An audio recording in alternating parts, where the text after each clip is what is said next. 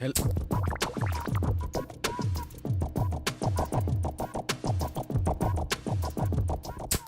Hello, and welcome to Nice and Blunt. I'm Adam Riancho, and it is Thursday, July 16th, 9:15 p.m., a little late night stream tonight, but we are here. We are ready to go. We are drafting some best ball teams. Let's begin. Vamonos. We are entering the fast puppy first. First, let's bring in the chat real quick. We got Whohames in here, dropping his daily family soup. What's up, fam? How we doing? What's up, A-Rod? How are you? Hello, Shamrock. Nice to see you. Yo, we got Uzi Goated in the house. Been a minute, but nice to see you, brother.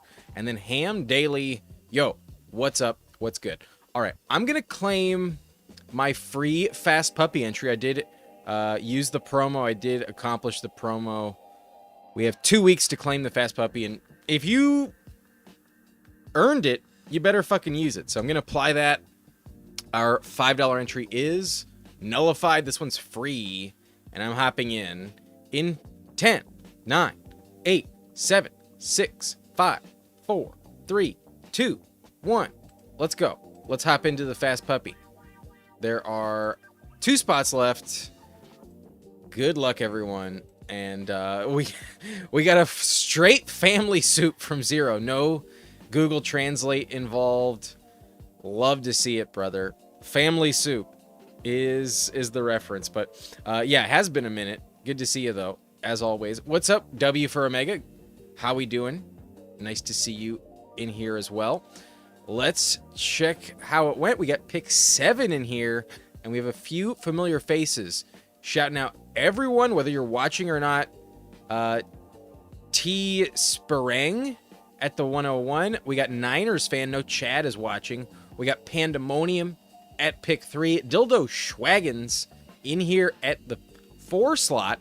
Engage 8. Been a minute since I've drafted with Engage 8. He's at pick 5. RW Miller in the house at 106. I have pick 7. Nate Man at the 108. 0 in here at pick 9. Right next to FK Coolers at pick 10. The Burgess pulled the 11 spot. And then FF Rookie at pick 12. Welcome, everyone. This draft is underway. Good luck to all.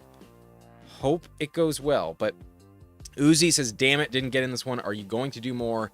Yes, we will do a minimum of 2, possibly 3.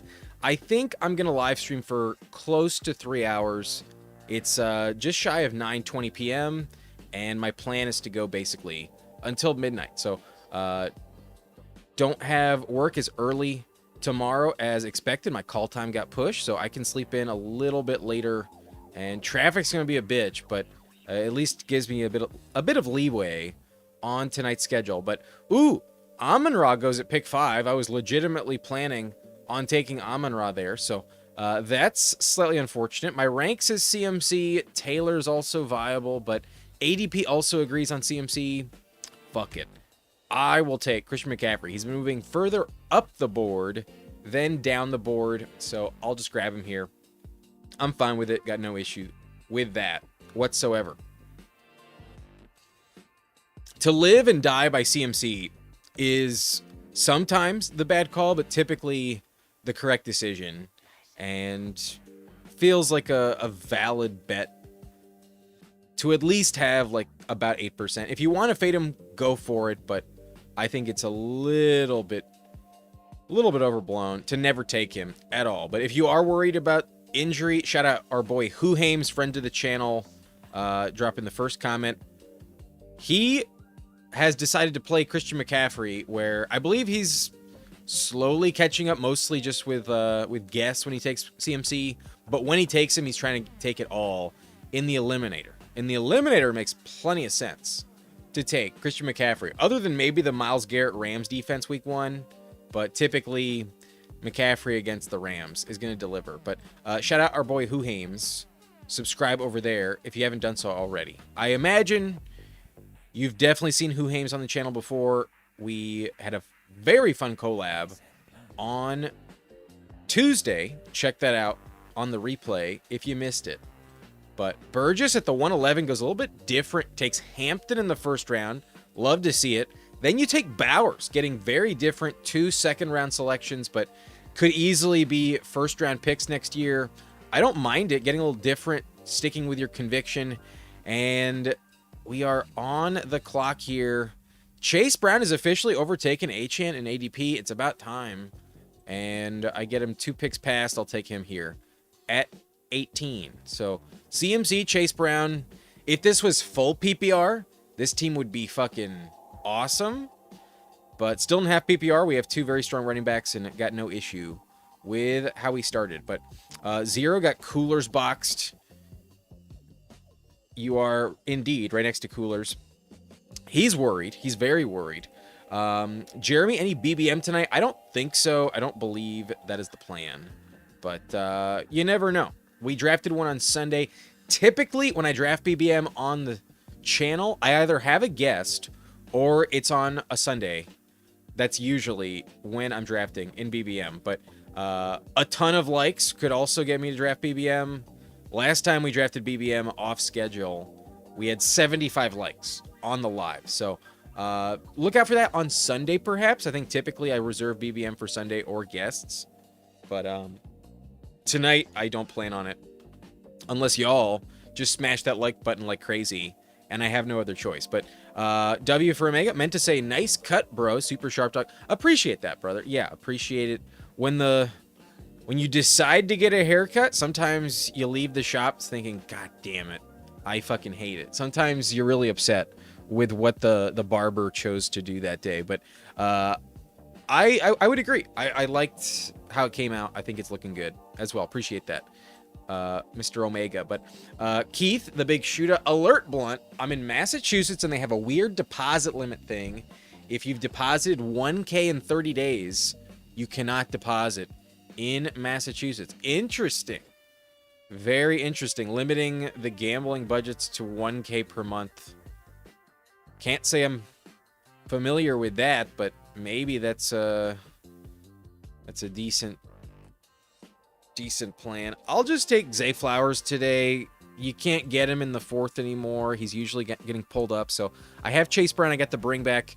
And this gives me an excuse to take Lamar Jackson. If he's there at pick 55, I would do that all day with Zay Flowers. So Chase Brown, Zay Flowers, bring back. We also got CMC. So far, the team is starting pretty well. But I used to live in Massachusetts. Interestingly enough, I was living in a part of town near Boston where they were trying to bring in a casino. And I actually voted against it when it happened. I didn't like the vibe of the casino there. There was like way too many families. I felt like it would have displaced them. But that's interesting, Keith. Maybe it's for your own good, but I can also imagine getting fed up with that and just like driving to Maine if like you really have the craving. But are you a lock to burn through at 1K in just 30 days? Like, I can see that definitely happening if you got the bankroll for it. But yeah, that's a bummer if it affects you. But that's more than my monthly budget. I'll say that. I'm not trying to spend more than 1K on this website in a month, especially when your money's tied up until December. It'd be awesome to know for a fact you'd win, but sometimes got to preserve the budget. You can get that raised, but it's not easy. Good luck, Coolers. Good luck, Zero. Good luck, everyone. But yeah, if you need to raise the deposit limit, you're financially in a good spot. You got luck on your side already. That'd be my guess. But I've been wanting to take a bit more Garrett Wilson, to be honest. I feel like once you look at his like dominator stats, it's pretty interesting. He got hurt so quickly last year. I'll take him today. Why not? We get him 3 picks past ADP. It's not crazy falling value, but I just typically don't take him too often, so I'll do it today. And I think he's a very legit pick in the 4th. You could argue he's the next best player after Olave's off the board. You could argue he's even better than Olave and Devontae Smith, hypothetically. We've once drafted him as a top 10 pick. So quarterback situation is weird. Offensive play caller situation is weird. I want to believe in Frank Reich. I want to believe in Geno Smith, but ultimately that's not the wise move. So past ADP is kind of the only time I'm trying to take Garrett Wilson. I'm not afraid of Kenyon Sadiq or Omar Cooper fucking with him. I'm mainly just concerned with Geno Smith looking like dog shit. But over Malik Neighbors, I think it's fair. Over Terry, he's much younger. Over Tet, he's more established, arguably same caliber quarterback. You could argue it's crowded, but the Jets probably have a decent amount of garbage time this year. And you know they're not going to fade their top target too much. He's probably still getting like close to 10 targets per week. So let's say 150 targets for Garrett Wilson this year. He will deliver. Round 4 capital. Let's just hope he stays healthy. But good luck. I'll be back in Michigan tomorrow. You've been warned. Good luck, Keith. Good luck. But that's the normal deposit limit for most states. Good to know. Damn it, someone took Lamar. That's annoying. All right, in that case, I think I'll just tack on Christian Watson. I'm a little underweight Christian Watson, but not because I want to be. So just got to bite the bullet and add him where it makes sense. I think this team definitely makes sense. Once Lamar's not available anymore, it feels like the move. I'm not the biggest fan of Bucky Irving. I don't think it's the same type of production as we've seen in the past. He didn't have a single touch inside the 5-yard line last year, and so touchdowns I think will be an issue for him. Sean Tucker could score more, and I think Kenny Gainwell is going to be a big issue in the passing game. So not in love with Bucky in the 5th at the moment. He's fine, but I prefer when he falls, and today not getting Lamar. We started with the double running back strategy. Let's go with receiver, receiver, receiver. And Christian Watson, definitely a good best ball pick. Typically speaking, offers high upside. A lot of touchdown production. But Austin saying, got to mix it up, baby. I think Bowers is going to smash anyways. And I really doubt there is any Hampton with Bowers in the same team shares in the Fast Puppy. I wouldn't say it's the only team with it. You could definitely find a few others. But it's going to be very rare, that's for sure. You go Allen, Scatabo, and Beischel Tootin to round out the next 3 rounds. So not a single receiver yet. I have a feeling you go BTJ right here. That's my guess. Unless there's a receiver on the board, I'm not thinking. But yeah, you go BTJ. Just needing the position, I think it's the last one you can kind of trust left on the board there. So that's kind of why I took Christian Watson. I hate the receiver values left for me in round 6. And this will be interesting. I think this team's going to take Drake May because they got A.J. Brown. There he goes. And I think I'm just going to take Tyler Warren here. I could go Jaden. Not the end of the world, but I don't think I really want to pull anyone up. And I've actually been fading Jadarian Price. Not going to lie. So I will take Tyler Warren. We'll get the elite tight end value. I think for the price and his like true upside, I could see him come close to the same amount of points as Trey McBride this year. I think I really want to bet on Tyler Warren. I'm a little worried about Keenan Allen joining the team and fucking shit up, but in general, I think the player that's not being impacted very much is Tyler Warren. But K-Space, what's up? Yo, we draft another after this? Yes, we are. Yes, we are. Appreciate that, Keith. Appreciate that. Aloha, Air Jeff. How we doing? If anything, it's time for a rip. I think it's probably time for a rip of the pipe.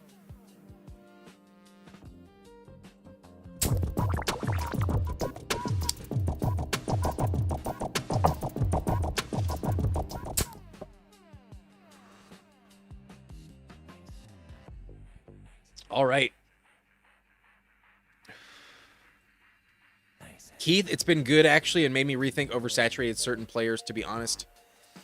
Yeah, sometimes pacing yourself with anything can be good. So a forced reason to pace yourself, maybe it makes you be a bit more intentional with some of your picks, hypothetically speaking. But overall, I think you'll be fine, Keith. I think you'll be fine. Find a way to make it last. But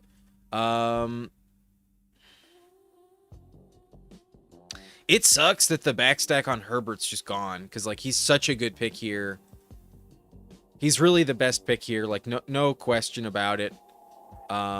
Call me biased, but like I genuinely believe this, and so I don't really give a shit that it's unstacked. I'm just gonna take him here, and that's kind of the reason why maybe I prefer pulling up Ladd than Zay Flowers. But I expected to get Lamar. I thought I would get Lamar on this team. It just didn't happen, and I want a quarterback I like. We'll go with Justin Herbert, our boy, my most drafted quarterback by far.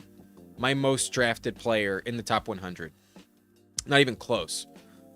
He's actually Quentin Johnston's kind of close, but I used to take QJ much more when he was taken after Justin Herbert. But K-Space, brother, there's a guy named Schmitty. He asked people to send him money to do Underdog drafts. Is that a violation of YouTube guidelines?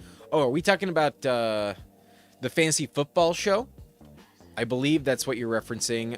I don't believe it's against the YouTube guidelines. I think if I were to request y'all to deposit and send me super chats, there's nothing against that. YouTube takes a big fucking cut, so I'm sure they're not gonna stop you from spending money. You know, if people want to donate that out of the kindness of their heart, they're allowed to do that. If that's what they really choose, I guess it's all right. But I will say, I've never felt the urge to, like, constantly demand that people donate. It feels a bit odd. If you guys want to do it, would really appreciate it. I'm not going to turn it down, but to ask all the time would be kind of annoying if I had to guess. But I'm at 11, 25. I counted it down. Good luck. I am on the clock, and we'll figure out the backstack later. It's going to be fine. I'm not worried, but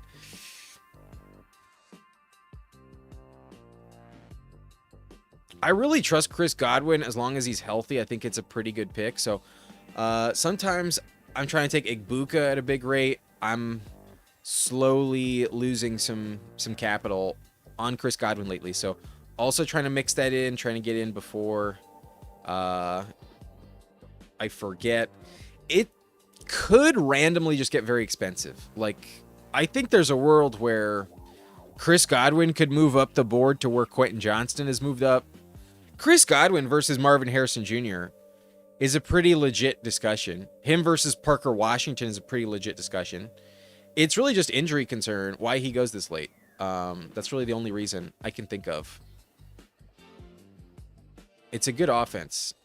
Typically, you want the Bucks receiving core, but okay. Coolers. It's more like if you want a max BBM and didn't know that Massachusetts rule, you get screwed over. Gotcha. What would suck is if you randomly just like drafted a Mastiff by accident.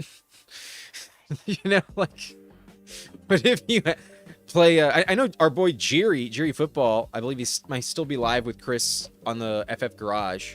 Shout out both of our friends. Subscribe over there on Jerry Football and the Fantasy Football Garage with Chris the Candyman. But I know he plays like Big Dog Roulette every now and then, where he hops in the $500 lobby, and like if he's the one that fills it, he's stuck. But imagine if you did that with the Mastiff by accident and just like accidentally spent all your 1,000 for the month. That's why I don't draft Mastiffs. That's one of the reasons. One of the reasons. Laporta's still here. I might get a little scared at running back, though. Not going to lie. I have Tyler Warren already. So despite the fall on Laporta, I think I'm going to pass. I'm going to go Kenny G and take another Tampa Bay Buccaneer. I think Kenny Gainwell is one of the most valuable running backs in this range, especially when Rachaad White comes off the board. I view the Bucks running back room as a 1A, 1B situation, and I believe that Kenny Gainwell can just be one of the running backs you need. I'm a little worried about his Week 17 matchup. That's not the best. Let's not pretend the Rams are the best spot right now. But it's still a matchup I think could be kind of high scoring. Baker versus Stafford on the surface is probably not like a 20-17 type of game. Now maybe Kenny Gainwell just doesn't deliver, but if anything in garbage time, I could see Kenny Gainwell in catch-up mode at least, catch a lot of passes.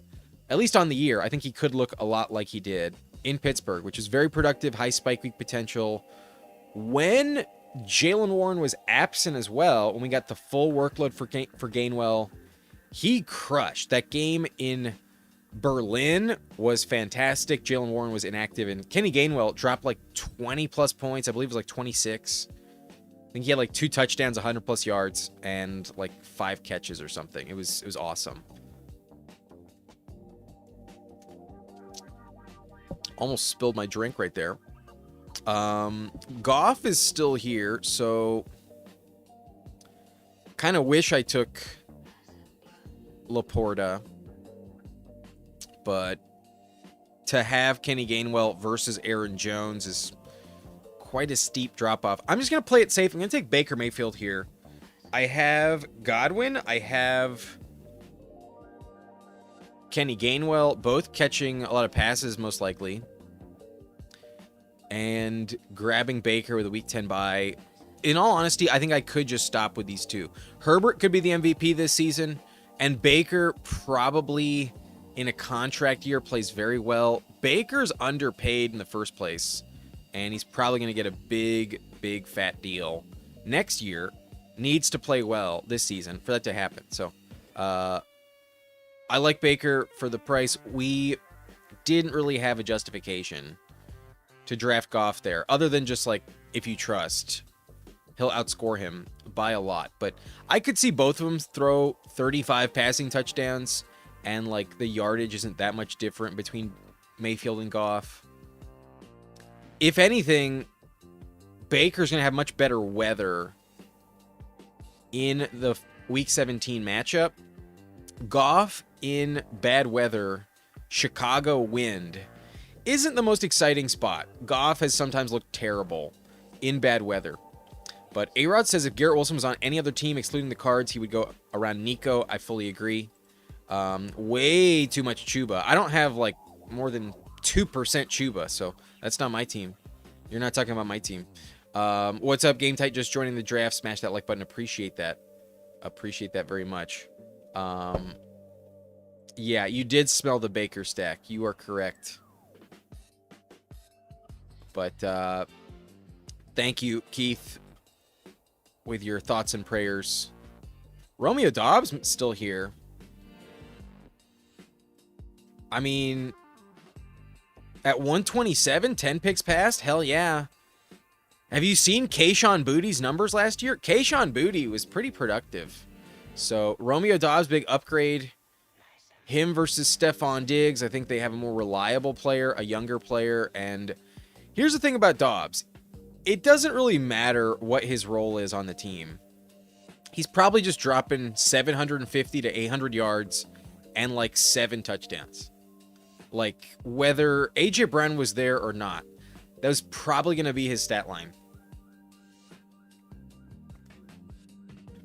Dobbs is pretty reliable.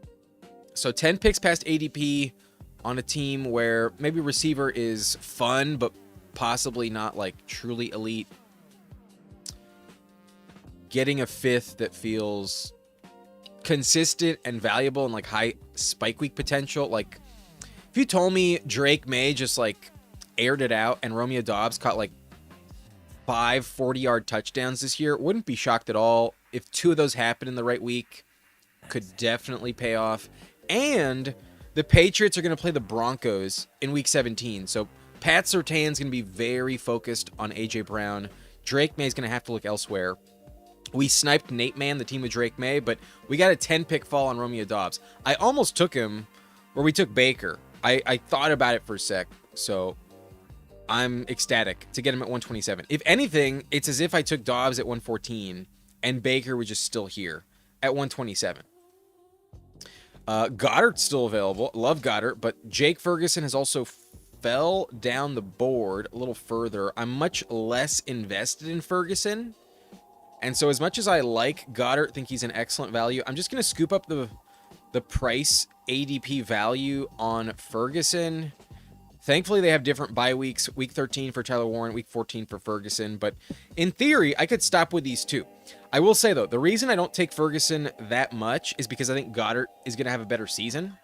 And the reason I believe that is because Ferguson's production, at least last year and also in the past, was very much dependent on the CeeDee Lamb injury. If you remove those weeks when CeeDee Lamb was on the field, Jake Ferguson was not the same caliber player. He was crushing, though, when the target share was less crowded. When Lamb missed time, Ferguson just delivered way, way better than any other point in the season. So that's kind of why I think he's a little overpriced.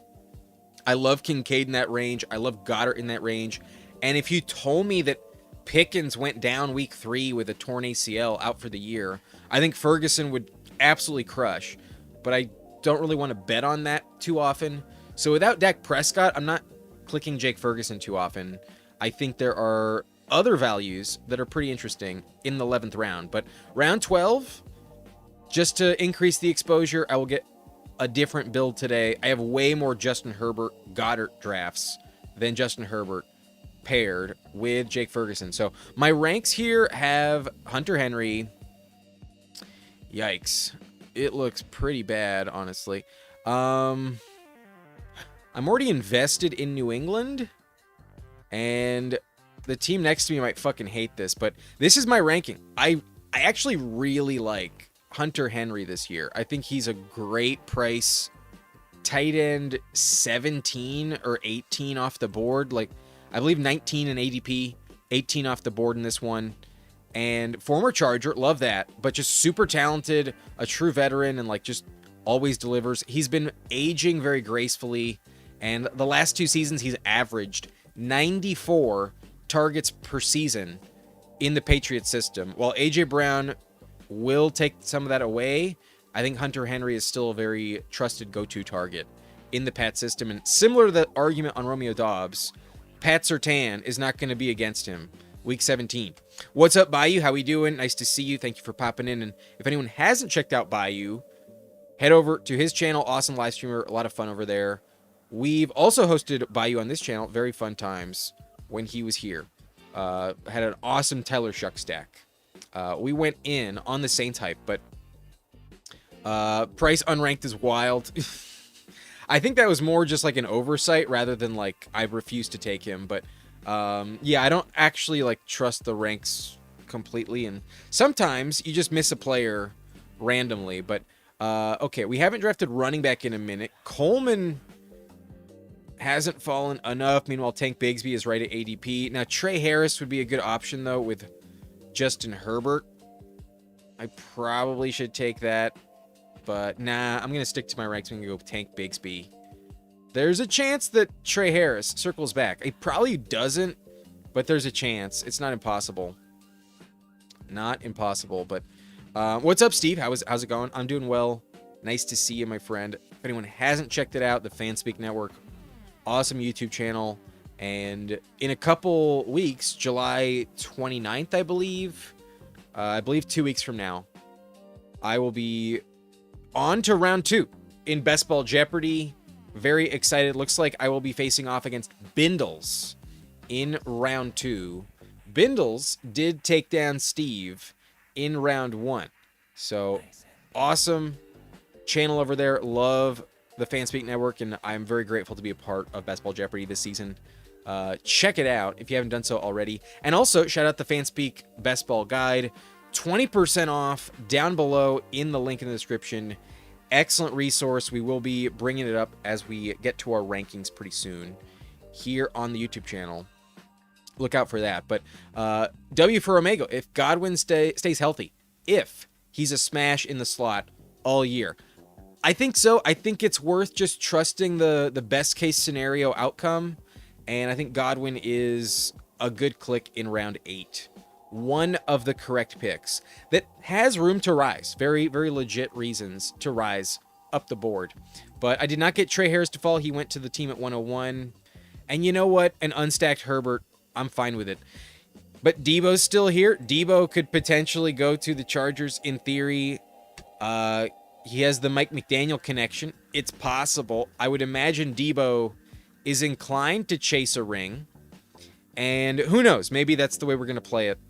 We luck into a backstack on Debo Samuel with Justin Herbert. I would actually hate that. My bags would be fucking screwed if that's what happened.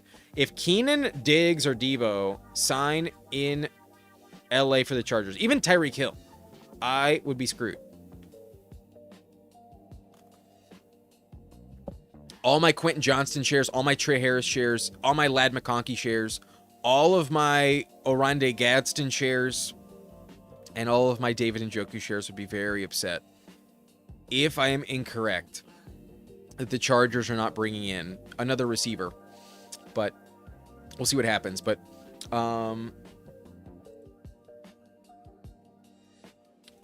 yeah, I don't know what the guidelines are. I have no idea. I don't believe I'm not allowed to ask y'all to drop some super chats. It's definitely, if you're ever on TikTok, people do that all the time. So I can't imagine YouTube would be much different. But yo, what's up, Fantasy Fitness? Nice to see you. Welcome in. PD Piranha says hello. Damn, my chat is freezing again. All right. I'm pretty far behind as always. Always a battle catching up with the chat. I don't mean to ignore y'all, but sometimes I just zone in on my own shit. And next thing I know, the chat has gone crazy. Damn. Running back could be the move, but damn. A lot of these picks suck. I'm going to make an interesting bet here. I don't take him too often, but similar to Jerry Jeudy, who just went, I really wish I could have taken Jeudy instead of Ridley. But I believe that two veterans that could also play spoiler are Jerry Jeudy and Calvin Ridley. I don't think either team really needs them. The Titans have way too many mouths to feed. Once they missed out on Jeremiah Love, drafted Carnell Tate, I think Calvin Ridley became very unusable, just kind of worthless to them. Wandale was already a problem, but are they really just going to give up on Elika Yamanor or Kamari DK? It was a different regime entirely, different coaching staff that brought in Calvin Ridley. He was never happy to be there. He was so injured last season. What the fuck do they have to gain by investing in Calvin Ridley's development? So that feels like an excellent trade candidate. The Dolphins come to mind. Who knows where he lands, but I think playing Calvin Ridley with the hope that he gets traded is really the only way to do it. And on this team, let's argue that that's what's going to happen, and therefore he's just more valuable than round 16. I think Jerry Jeudy, though, is way more compelling of a trade candidate. They do not need him at all. Why keep him there? I wouldn't understand that whatsoever. So one pick away from getting Jeudy. At this point in time, now that I've drafted almost 300 teams, or maybe over 300 teams. Yeah, definitely over 300. This summer, I don't have much of Ridley or Jeudy, so now I'm just trying to like increase the shares because maybe they do get traded. All right. I could get the bring back on Emmett Johnson here, but I'm actually going to have a sneaky round 18 stacking option. I think I'm going to go Ted Hurst, get another Tampa Bay Buccaneer. I think so. I think that's the play. Feels pretty solid. We got Godwin, Ted Hurst, and Kenny Gainwell stacked with Baker. I have Herbert unstacked at the moment. Running back room, Christian McCaffrey, Chase Brown, Kenny G, Tank Bigsby. Chilling with that. We got Zay Flowers, Garrett Wilson, Christian Watson, Chris Godwin, Romeo Doubs, Deebo Samuel, Calvin Ridley, and then the rookie Ted Hurst. At least one rookie receiver off in the move. And then at tight end, we got Tyler Warren, Jake Ferguson, Hunter Henry. This team's nice. There's also some picks I don't usually make on this one. Like Ferguson is not a player I'm very exposed to. Not because I don't think he's valuable at all. I just think he's a little overpriced. And then Ridley, I'm definitely very underweight. And then this Garrett Wilson, Christian Watson, Chris Godwin combo. The fault on Dobbs is definitely not a team I'm used to having. So fun roster so far. I could argue I need a third quarterback, but Herbert and Baker were just trusting. We took Baker over Goff, so absolutely just trusting Baker, and they should both stay healthy. Odds are that's the case. Baker with a healthy O-line this year should be much better than last season. But running back is the only interesting decision where do I actually stop with 4 or do I take one more? I think with Bigsby as number 4, it's not safe enough. But having CMC always feels decent. Chase Brown, Kenny Gainwell, Tank Bigsby. I'm going to take one more. It's going to be someone I don't take too often. But, oh, shit. He just went. Kimani Vidal at pick 204 went off the board. Damn.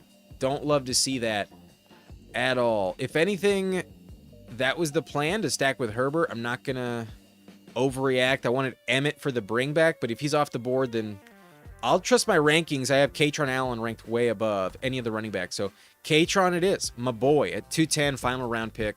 Love it. I think he's the goal line running back in Washington this year. I think he's an excellent value. But holy shit, I am way behind on the chat. Where the fuck? All right.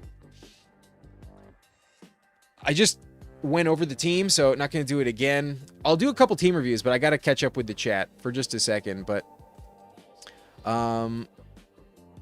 problem I have, says Brady, I currently own 36% AJ Brown. Now I'm a Patriots fan and big believer, but for a first 2-round pick, do I need to even that out more?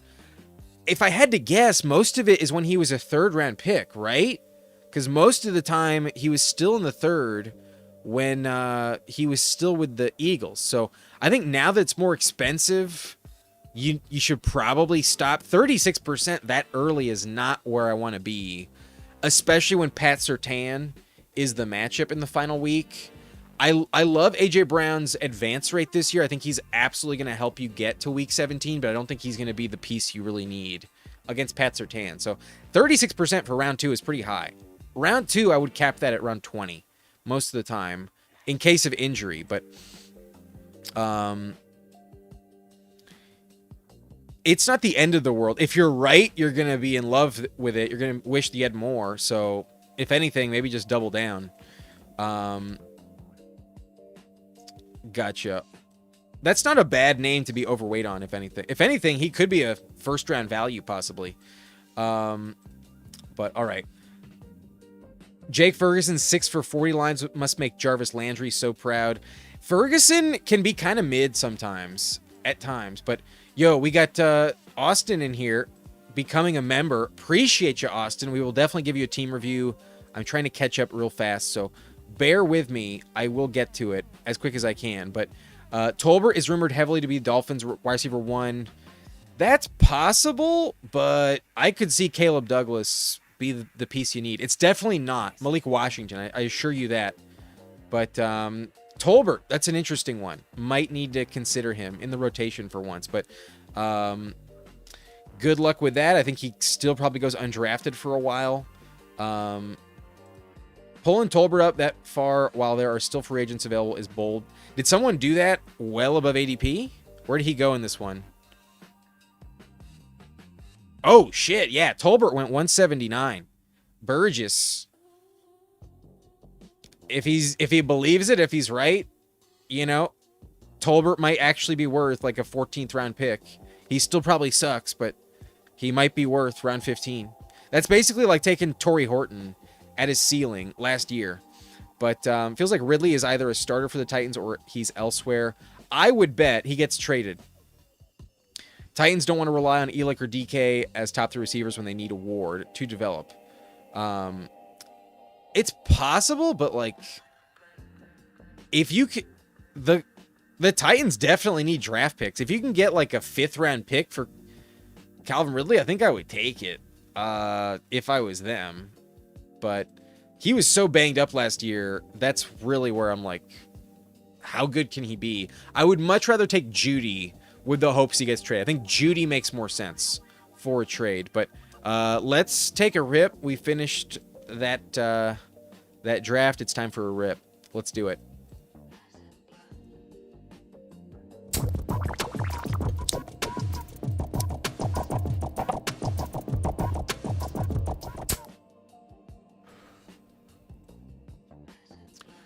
Slap that like, slappy slappies. Yeah, you'll get a roster review. Give me one second just to fully catch up. DeMercado, fuck no. I ain't drafting DeMercado. Zero dropping the blunt emoji. Same with A-Rod. Time for rip. You know it. Sup, dude? How we doing, Danimal? Nice to see ya.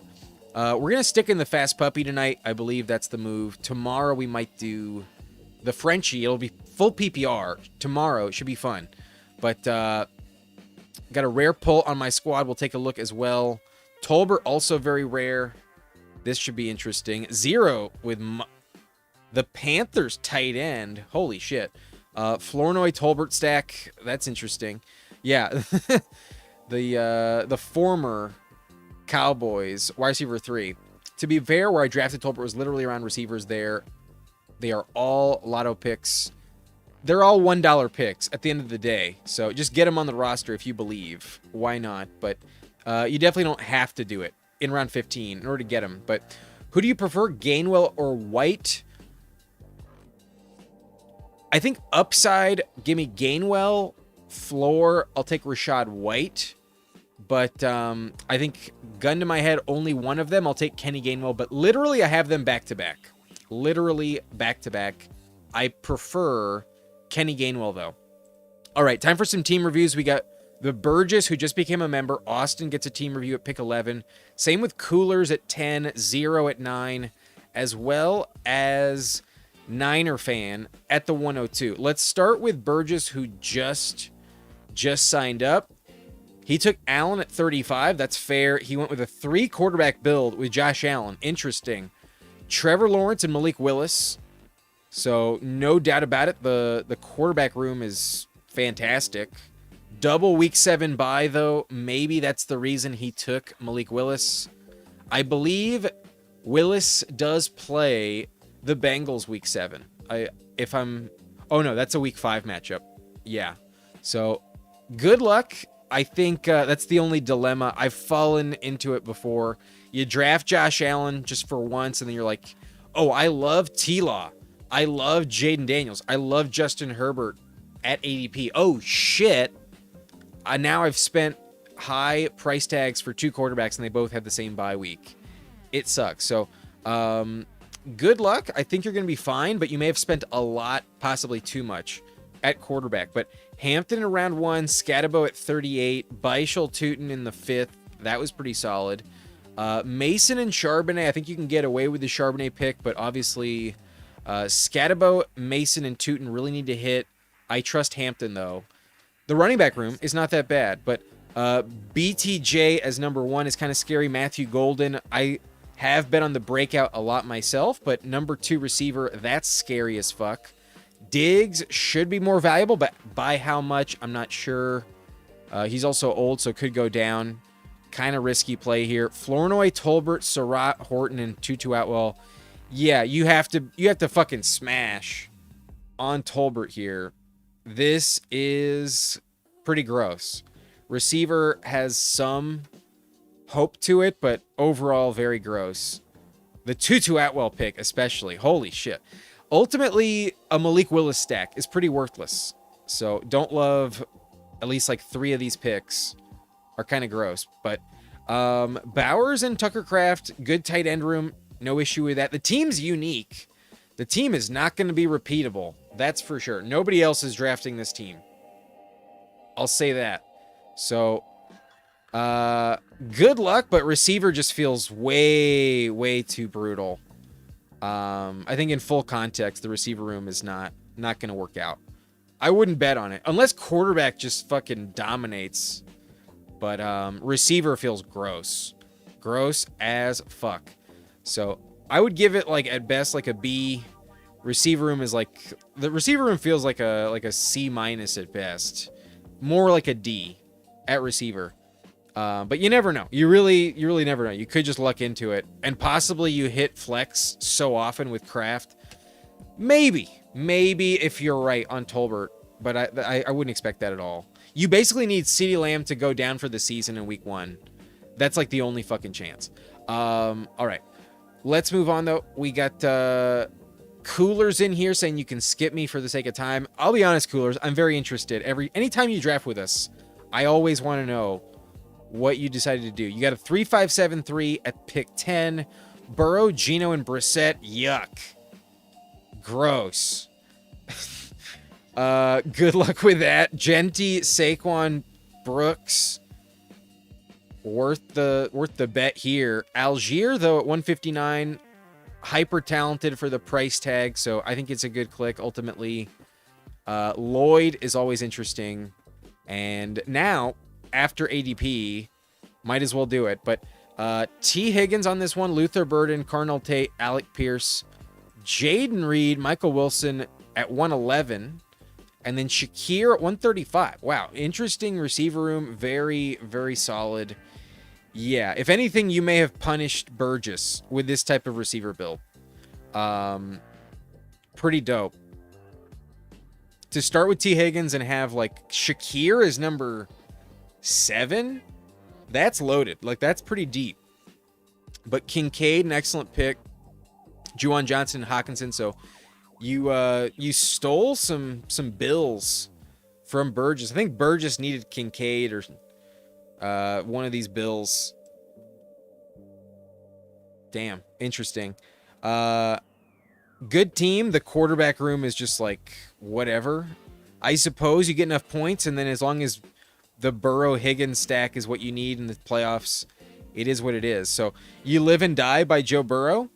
It's not bad, but I don't like these two quarterbacks at all. Not going to sugarcoat it, but everything else is very, very fine.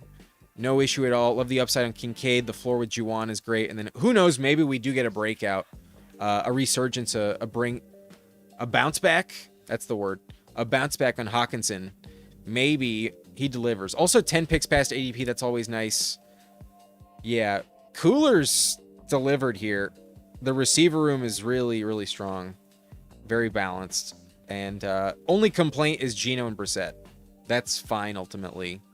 As long as they stay on the field. It's points. It's whatever. And Brissett had high upside. Geno might have like 3 games with 20 plus points. So I guess. But Burrow always feels like too expensive to me. All right. We will move on though to Zero's team. He's a member as well. He's got Bo Nix, Sam Darnold, and Aaron Rodgers. That's fine. A little bit mid, but Bo Nix can finish top 10 any given week and just could be the guy you need. So that's decent, but also just paying low prices, always fair. Every other position has a chance to load up big time. But Taylor, Walker, Kyron, RJ Harvey. I'm okay stopping at 4, but in general, I think I would rather have an RB4 I trust a little bit more than RJ Harvey. Like, if Rico Dowdle was there and you took Harvey, I think that was a weird move. But Dowdle was off the board. Yeah, it was Harvey and then Corum, Kyle Manungai. I suppose Harvey has high upside. It is also stacked with Bo Nix, so that helps it a lot. But it's not my favorite running back to stop at 4, though. But with these 3, I think you can get away with it. They better stay healthy. But Dobbins could be a problem, especially if Coleman is relevant. RB4 might be pretty tricky. Waddle, though, also stacks with Bo Nix, so excellent team build there. DJ Moore, Harrison, Metcalf at 81. Myers at 112. Shaheed and Denzel Boston, both like right at ADP. 4 tight ends on this one, though. Kenyon Sadiq, hate him. Don't like his price tag at all. I guess it's fine, but yikes. Otten, Darnell Washington, then Mitchell Evans. Tight end is a fail. To me, tight end is a fail. Give me any running back over Mitchell Evans or even Darnell Washington, but I think the team needed a third for sure. Yeah. Gross at tight end, bro. And then running back just a little thin, but probably good enough to get away with. Structurally, it's fine.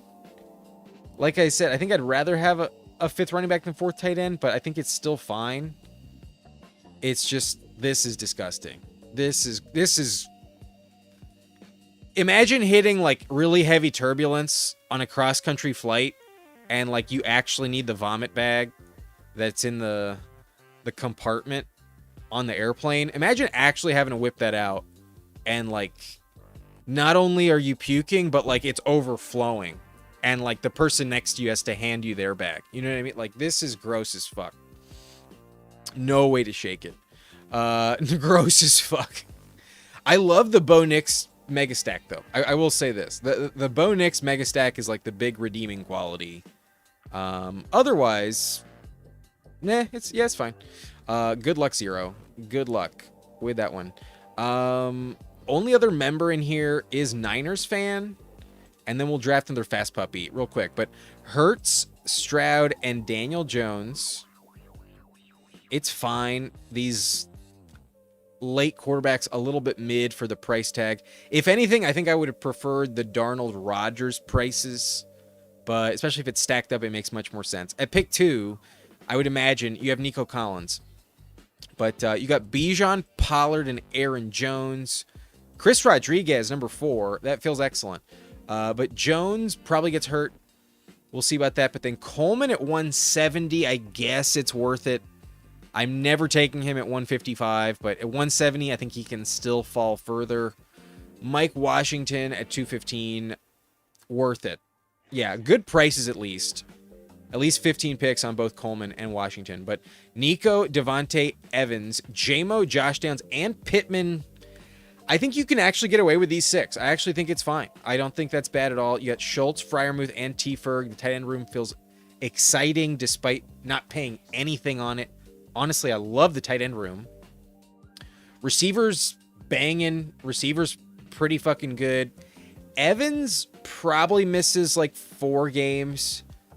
J-Mo's going to have like at least 6 weeks with like less than 5 points. Downs could get nuked by Keenan Allen. But Pittman feels like an excellent pick. And then Devontae's fine. He's stacked up though, so even better. And then Nico's also stacked. So, yeah, I think you actually do get away with just the 6 receivers. I'm fine with it on this one. This is actually a 6-receiver team. I think checks out. Good job on no, this is Niner fan. Good job, Chad. Good job. Maybe one pick I still might not have made is Jonah Coleman. But at 170...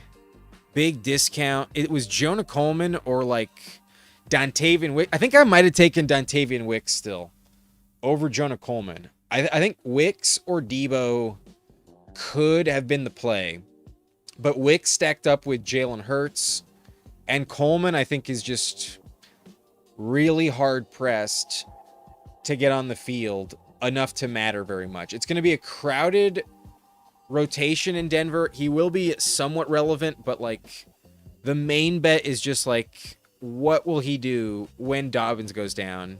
And it might still be nothing. So that's the only thing I might have changed. But otherwise, I love the team, Niners fan. This team is excellent. The team drafted at the 102 is bomb. All right. Let me pull up the fast puppy so that y'all can get ready.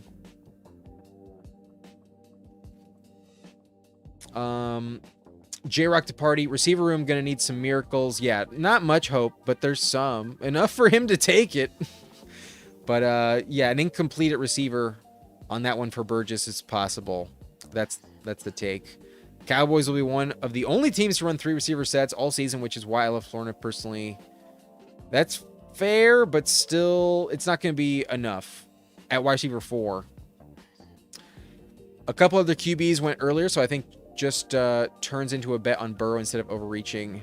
Very fair. Sometimes it just doesn't make the most sense to overpay on quarterback when you don't have to. But what's up, Young Moolah? Our boy Young Moolah in here. Shout out GAB for life. Follow him here on YouTube. Friend of the channel. What's up, my man? Nice to see you.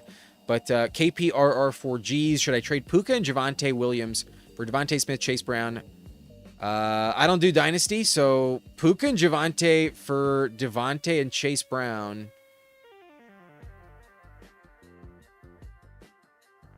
you're getting 2 firsts on top of it. Probably, yeah. I think I would. I think I'd rather have Devontae Chase Brown and the 2 firsts. But to move off of Puka, if you're viable to win this year, maybe not. But Puka and Javonte, I really worry, doesn't have long-term value. I think I might take the trade, but I've never played Dynasty. I'm not sure. At the end of the day, might not be the best person to ask. Austin, I absolutely love having a weak receiver room, but having 8 to 9 of them with elite QB, tight end, running backs. Personally, I love the team like this. Good luck. I believe this was Cooler's team you were mentioning, Fantasy Fitness. But yeah, Cooler's had a very good team. Mitchell for the low ownership. It's low owned for sure. Not my favorite team from Zero, though. Says J-Rock, but Zero consistently builds strong ones. Yeah, you win some, you lose some. Not every team can be perfect, but in general, I trust Zero, and I know he drafts a shit ton of them. So sometimes he's just getting different. But yeah, you're welcome, Zero. You're welcome. I think Harvey stop at 4 can be okay, says Coolers, when your first 3 RBs came in rounds 1 through 3, since that's the bet. Yeah, that's the main justification, but like in a vacuum, I think you still need a lot of points from the 4th guy. The only one on the bench being Harvey scares me a little bit. There's going to be some weeks where you really need him, and like there might be like a 3-week injury. Like, you know, Taylor has had an ankle sprain for like 3 weeks and been off the field. That counting on Harvey in the flex could be difficult at times, but cheers to Zero, says J-Rock. Tight end doesn't matter. It's just touchdown hunting anyways. I wouldn't hunt for it in Carolina, I'll tell you that. But Fantasy thinks 4 was the right move. We will find out in the long run. But the stream delay, Uzi, I believe is about 5 or 6 seconds. I don't think it's more than 7. And so on the countdown, I think if you click the button after I've said the word 5, you're probably too late. Odds are, unless there's like 11 spots open, you may be too late. But are we excited for full PPR contest dropping? Yes, I am. What's up, Hulk Smash? Nice to see you. That should be tomorrow. Yeah, should be fun. And yeah, Frenchy Friday looks to have full PPR. And if you don't believe that, whoops, sorry, just a quick little mention on it. If we go to the rankings page, we pull up NFL. This is the first time you can ever see PPR season. There has never been a full PPR on Underdog before. So that is absolutely what they're dropping tomorrow. That'd be the guess. Most likely. It'd make the most sense. But okay. Like I mentioned, we're hopping into the Fast Puppy. In 10, 9, 8, 7, 6, 5, 4, 3, 2, 1. Let's go. Insta-fill. Like I said, if you click it after I say the word 5, you're probably too late. But it's also the Fast Puppy. There's a bunch of randos that are also trying to get in. Let's see who we recognize. Honestly, I may not be in a draft with any of you other than the Burgess. Legitimately don't recognize anyone in this one. There's got to be a massive overflow if I had to guess. Because I don't recognize Shiva at the 101. Fish Burrito. Sorry if you've drafted with me before. I don't recognize you. Rangers, neither. D-Boy, maybe, but legitimately not sure. Papa Bray at the 106. The Burgess at the 107.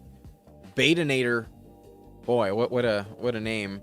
KW Hill, King Spice, GBP 984, and lastly Mimig.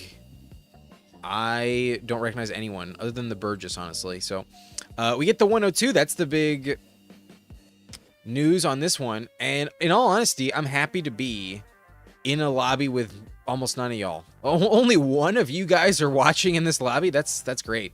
This one should be fun. Yeah, gotta imagine there's a shit ton of people in the other one. But 102 insta-click Bijan. Let's go. Got in the overflow, says Air Jeff. Yep, me and Zero in the same one. Send the lifeguard. I've been swept out to sea by the overflow. Yeah, the undertow. I was in the undertow. I was spared. You ever watch like a clip of like a bunch of surfers going out and like there's a bunch of them, like there's like a wave coming in and there's a bunch of people that decide that they're not going to take it and they dip under the water and there's like one person that like waits too late and it just fucking crashes on them. Basically, I'm the only one that dipped under this wave. That's the only one that saw it. Me and Burgess were like, oh shit, here it comes. Let's go under. And then y'all were like, oh, really? And then bam! Overflow. Sorry, Uzi. We'll do one more. How about we do one more just because there were so few people in this one. But good luck, Burgess. You and me need to come out of this lobby. If anything, this is the test. We gotta exit this lobby. There is at least one like addict in this lobby though. If you have a green badge, I think it's pretty clear you are an addict. Now, maybe you have won enough money for it not to be a problem, but to draft that many to get a green badge, that's addict territory. No doubt about it. Otherwise, there's only one other person with a badge beyond the red level. I have a red badge, but Papa Bray has the bronze. And then there's actually like several badgeless in here. There's 5 badgeless in this one. There's 2 black badges. And then me and 2 other red badgers. All right, should be fun. I feel like I don't get picked 2 very often either. So anytime I get Bijan, I'm very happy about it. Chilling with Bijan.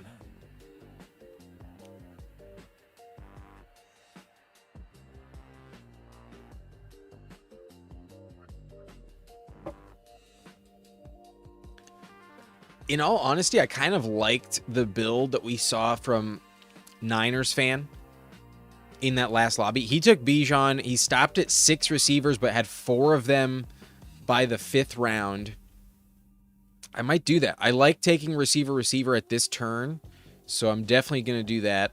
Bowers has already been taken, so not going to draft Trey McBride, and there's no running back at this turn that I really like, so the move here is definitely receiver. We'll see who's still available to me, but I definitely have a player at the top of the rankings. I draft more than other guys, but Nico does go, so I'm going to trust my rankings. For me, it's actually Rashee Rice here.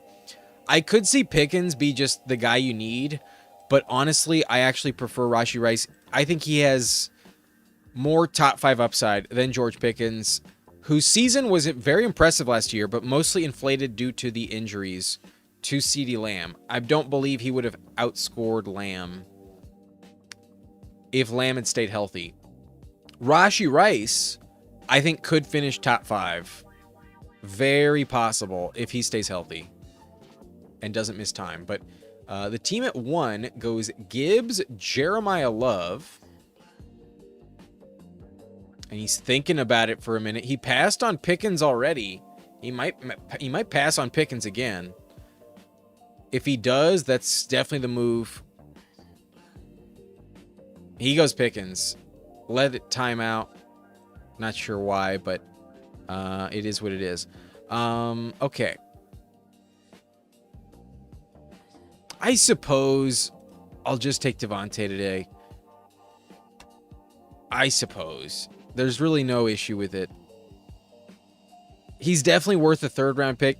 Maybe towards the end of the 3rd round, but his production without A.J. Brown historically is in the 17 plus point range per game. He can easily offer you like a 99 yards receiving on a weekly basis. He catches a lot of deep passes, and obviously his target share should move up with no A.J. Brown. He won the Heisman, right? Like, this guy can dominate. Devontae Smith, the Slim Reaper, might be overpriced, but by comparison to a lot of other picks in this range, I haven't taken him a shit ton, so why not? He was top ADP. it's fine. But I do think there's a decent drop-off between Pickens and the next available player. If anything, I rank T. Higgins as the next best receiver. Olave, T. Higgins are the next two. But yeah, the overflow, I imagine, is pretty daunting. But good luck to everyone in that one. Yeah, let's roll, says Austin. I'm sure he's fine with it. No issue on Austin's part. But K-Space is an addict himself. Zero says, I'm drafting to get out of this pod. If you can exit that pod, that's got to be a badge of honor, I had to guess. But the bragging rights on the pod. Someone keep me updated as the season goes on. When we get to week 14, let me know who exited this pod that we drafted on July 16th. The second draft overflow in the chat. But Austin JT is perfect for best ball in my opinion. I don't care if I ever draft him, even in a bad offense. He's a can't miss pick. He's a can't miss top 6 running back at the worst. I don't think you can argue that there are like 3 players at running back going after Jonathan Taylor that should be going ahead of him. Maybe 2, but you're kind of just projecting and expecting Taylor to fall off a little bit. But he was not very good last year without Daniel Jones. Daniel Jones probably misses some time again, but he also had like a 40-plus point game. He's definitely one of the players that you want. But, okay, we could just completely mimic the team that we saw Chad draft. Evans would be here. I'm going to go Adams instead. I actually prefer Adams in a vacuum to Evans. I think Adams is going to miss fewer games than Mike Evans, to be honest with you. I think I trust his quarterback a little bit more. There's fewer target competition in the Rams offense. And Adams, I think, will score more touchdowns than Mike Evans ultimately. They both got hurt last year, but Evans in multiple different parts of his body. And Adams, I believe I share a birthday with. So my name is Adam. His last name is Adams. The Adams correlation.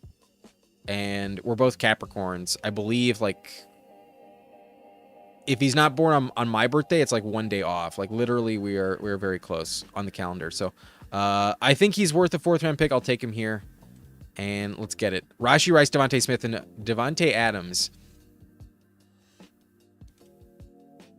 Loveland in the 5th, I think, is just too valuable. Let's do it. Let's go Loveland in the 5th. I probably get sniped on Caleb by the Luther Burden drafter right next to me, but if he passes at 70, then I can get Caleb at 74 probably. That's probably going to be the move, but I don't know if I want JMO over Loveland. I think the positional advantage of Loveland is worth it, and with Bijan, I can push running back a little further and still get away with it. But all right, let's check the chat. We got Fantasy IO says maybe so, but Pickens can still go for 1,200 plus and 10 touchdowns. Absolutely. If there's one of the two that can go for 1,500 and 15 touchdowns, I think it's Rashee Rice, though. I think Rashee Rice has the higher ceiling than George Pickens. I believe that. I trust. It pains me to say it. It really pains me to say it, but I do trust Rashee Rice, actually, quite a bit. Why does Devontae go ahead of Zay, both receiver ones on strong offenses? I think it's mainly the fact that A.J. Brown got traded most recently. The main piece of news for the hype train on Devontae. I think that's the main reason. And I guess ultimately there's still a minor chance that the Ravens sign a veteran. Like, if you told me the Ravens brought in Steph Diggs, I wouldn't be that shocked about it. Or Debo, maybe even Keenan. I doubt that, but maybe. But mainly, if there's one other reason, it's probably the fact that Flowers never scores many touchdowns. He only has 14 touchdowns total in the last 3 years. He averages less than 5 touchdowns per season. Zero saying the Tampa 200 champion pulls Pickens up to the 1-2 turn. I've done that before, but it's been a while. It's fine. Liam Murphy is entitled to do whatever he wants, really. He's earned it. But am I dying to do that? Not really. I'd be willing to do that, though. There's so many teams with a running back start. I think getting a little bit different with a guy like Pickens that almost exclusively goes at the 2-3 turn isn't the worst idea. I wouldn't say I'm opposed to ever doing it, but I think the main logic for doing it is to get unique, not because it's like really the best pick you can make. I think there's a reason he goes 12 picks later. But what's up, Anthony? Nice to see you. How's it going, Blunt? Doing 3 slow drafts right now. I don't feel so rushed to make my picks. Starting to like it. If you're willing to let the timer time out, it's not bad. But, oh, interesting. Very interesting here. I'll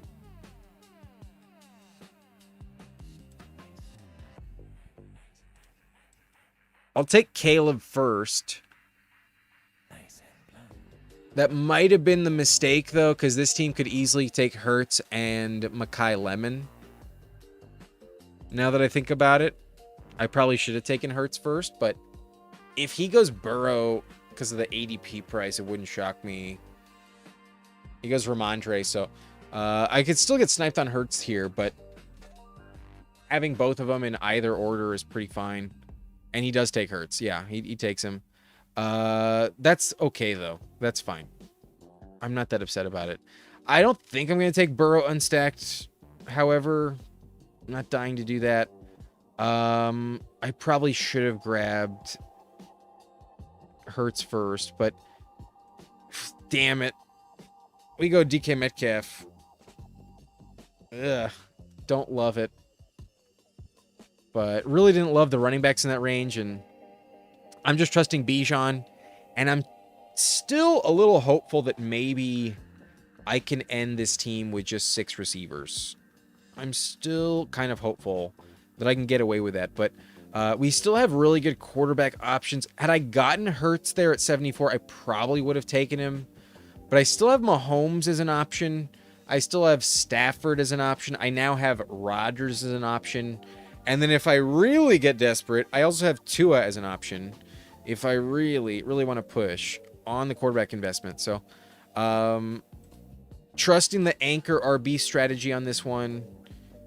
The team next to us, Fish Burrito, has it as well, but he has it with Breece Hall. I got it with Bijan. My team's way better in that regard. But he had Burden and took Drake May. May's probably better, but kind of interesting. The AJ Brown drafter passed on Drake May for Quentin Johnston. That's interesting. But yeah, Chad, honestly, you inspired me. This start is familiar, but not exactly the same. We are somewhat similar, but I got the Loveland price at 50. I said, why not? But Hulk Smash Potatoes, Seahawks, and Texans in the playoffs is daunting, but maybe Devontae is the low-owned player you need in Week 17 versus the Niners. That is a fair point. The playoff schedule for the Eagles is kind of gross until they get to Week 17 against the Niners. That one should be a high-scoring game, if I had to guess. So Week 17 is the main one that matters, and I think Rashi, Devontae, and even Metcalf, maybe somebody else can help me get there. Whether Devontae pays off or not, he's probably fine, but Week 17 probably fucking crushes. But yeah, there's also this element that Zero's bringing up. We also don't totally know what's going to happen. Maybe some injuries play a factor. In general, though, last year's numbers are going to be close to what this year's numbers are, Whether it's getting worse or better, only injuries or like major losses in terms of personnel are the reasons why teams fluctuate in terms of performance, in terms of defensive metrics. But okay, the team behind me has 4 running backs. So the move here is tempting to go Addison. I kind of want to do that because the fall is pretty valuable here at 95. I'm gonna do that because Addison's upside is truly elite. When he shows up, he is the man. And if you look at his numbers in the 3 weeks with Carson Wentz last year, I think you'll be excited to draft Jordan Addison. But some people just don't believe in Kyler Murray. But I think I played that right. J.K. Dobbins is still here on the board. And until he gets hurt, he's a pretty safe pick. So I will go Dobbins, the RB1 in Denver. Let's do it. From a floor standpoint, this is a bit of a savior here. I think structurally, I definitely need running back. And we'll see what we get in the next round. But unlike Chad, who took Tony Pollard in round 6, I did not grab an RB2 until pick 98. So I will need to piece it together in the coming rounds. And it's definitely not a guarantee I even like anyone who's still on the board at the next turn. So needed someone there. And until he gets hurt, Dobbins, I think, is the play in Denver. So helps me out a lot, I think, for the sake of just like getting points early on in the season, staying afloat for a while.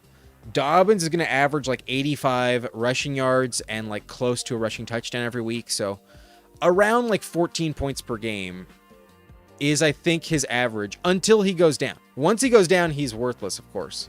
And it will happen. That's just the nature of J.K. Dobbins. But he's been very effective, excellent runner, over 5 yards per carry each of the last 2 seasons.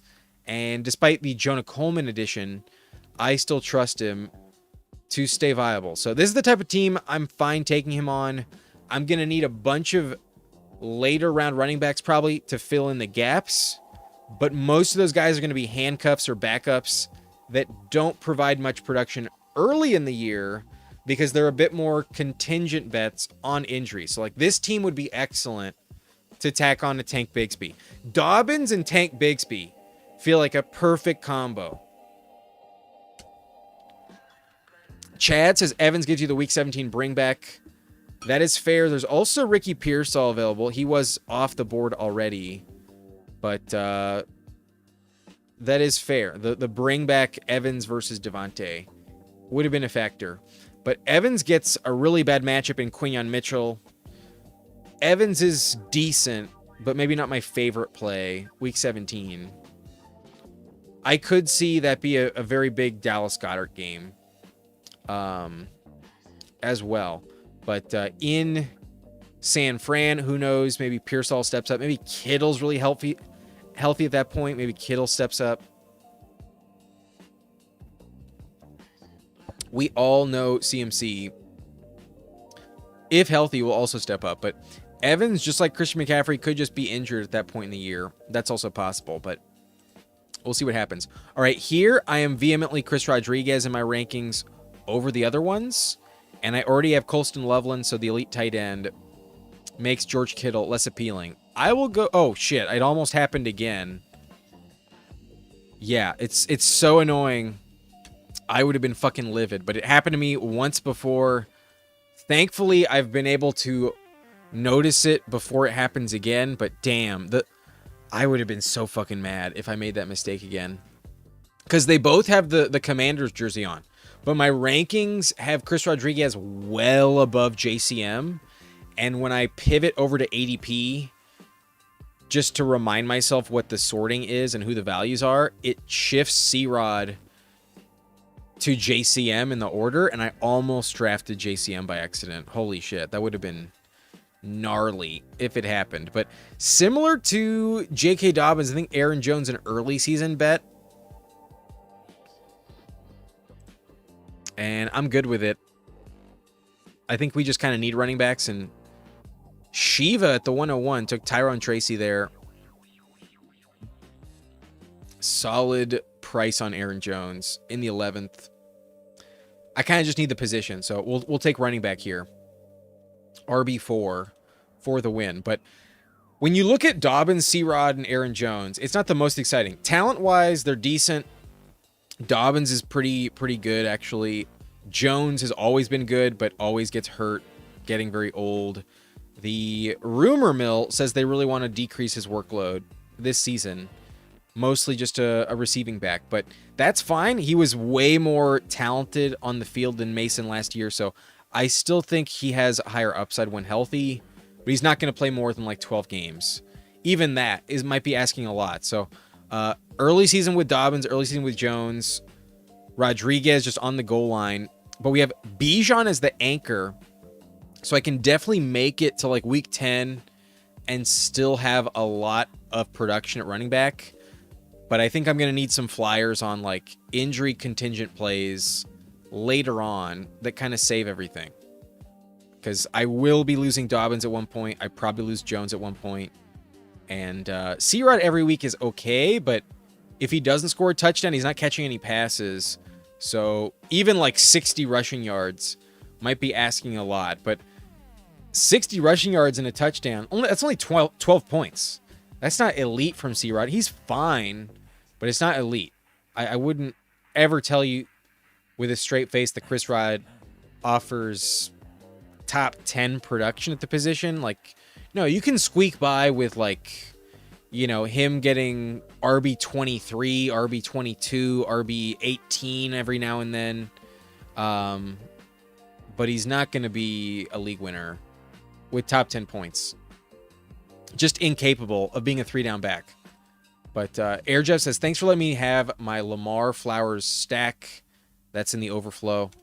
But Shiva's also in your draft room. Interesting. Shiva just doing multi-tables right now. Maybe he's watching. Maybe he or she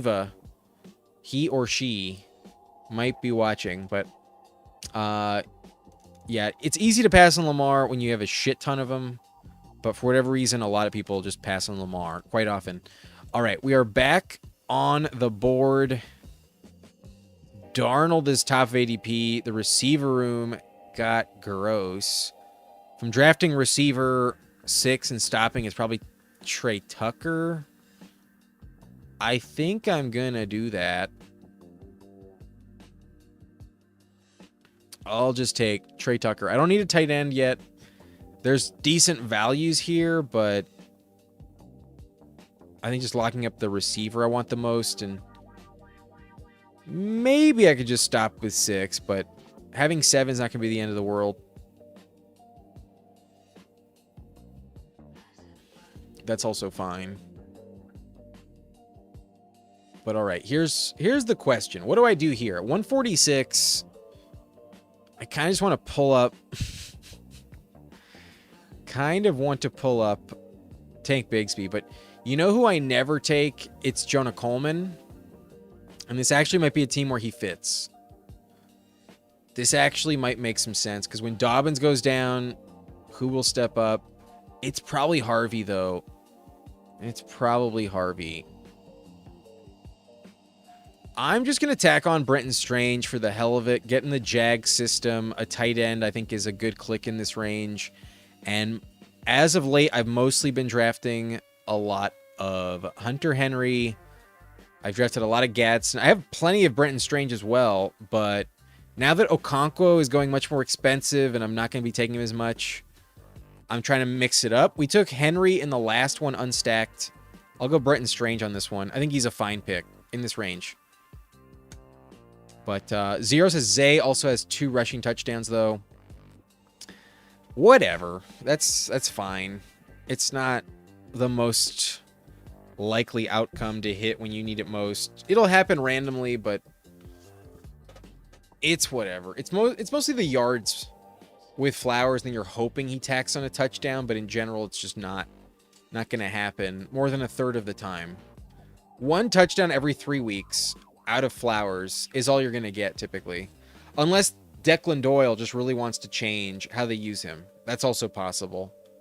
But who knows? But Game Time, another draft on deck. I would say so. Yeah, we have 55 people watching, 34 likes. If we can get up to 44, 10 more likes, we'll draft team number 3. How about that? We got 20 people who are eligible, at least, if not more than that, to hit the like button. I need half of y'all to do it, and we'll draft team number 3. We'll set a like goal. How about that? But the pug next, maybe. Depends on where it is on the fill rate. If it's getting close, then possibly. But I think I'd rather just do another fast puppy, in all honesty. But Todd, could you go Jonah Coleman in case Dobbins goes down? Then you have late season production. I could have. I definitely thought about it. But in all honesty, I think in that scenario, Harvey's going to be the guy you need, not Jonah Coleman this year. Maybe Coleman's just way better than I believe, but I'm just not a huge fan of Coleman from a draft prospect grade. I wasn't that high, didn't love him too much, and I think he still has a lot of room to fall. He started off the contest way, way higher, like pick 120. He's fallen like 30 picks, and I think he can still move down another 20 spots because he's the RB3. And like even when Dobbins gets hurt, he's still at best the RB2. I don't think he'll be more involved than Harvey. If he is, that'd be pretty shocking. And like at that point, I think I still might prefer someone like Tyler Algier, or like at the end of the season, maybe even Charbonnet. Definitely Bigsby I prefer. So like, I still just don't think he really stacks up one-on-one as the better pick versus the guys that go in that range. So I don't really want to take him, to be honest with you. I don't have a Charger yet, so I could go Trey Harris. I think that's viable. I think that's fine. Mix him in here. That's fine. My only quarterback so far is Caleb Williams, though. So we'll see what happens here, but I definitely know what the plan is. At 170, there is Rodgers written all over this team. I have Metcalf. I don't have a quarterback 2 yet. Give me Aaron Rodgers at 170. Just above ADP, but not going to make it back most likely with my next pick at 191. I wouldn't expect it. So paired up with DK Metcalf, I'll just take Rodgers, and I think that's fine. But all right, I think my receiver room is done. I have Rashee Rice, Devontae Smith, Devontae Adams, the double Devontae. Love that strategy. We got DK Metcalf stacked with A-Rod, Aaron Rodgers holding it down as our QB2. Addison at a very nice fall. We didn't get Kyler at a big fall, but if anything, I kind of needed Chris Rodriguez more, so that's totally fine. But then receiver 6 is Trey Tucker, and then receiver 7 is Trey Harris. So the double Devontae, the double Trey, that feels fine. And I think based on the investment, I think stopping at 7 is the move. I could tack on Jade Walker or Jeremy Bernard, but I think it's an unnecessary addition. I think we're chilling at receiver. I'm tempted to grab a 6th running back on this team, but I definitely want a 3rd quarterback. And so the only decision is, will Colston Loveland and Brenton Strange be enough at tight end? I think it will. I think that's totally viable. So barring Pat Freiermuth just like begging to be drafted on this one, I think I'm drafting 2 more running backs and a quarterback with my final 2 picks. And there is 1 quarterback I am definitely locking up. I assure you that. But Zero says if Dobbins goes down, I'm a rich, boys. He will. He will. The question is when. And if it's like that year in LA with the Chargers, it's not going to happen until like week 13 or 14. And he might be back in like 2 games. So you may not get more than like 3 weeks where Dobbins is out.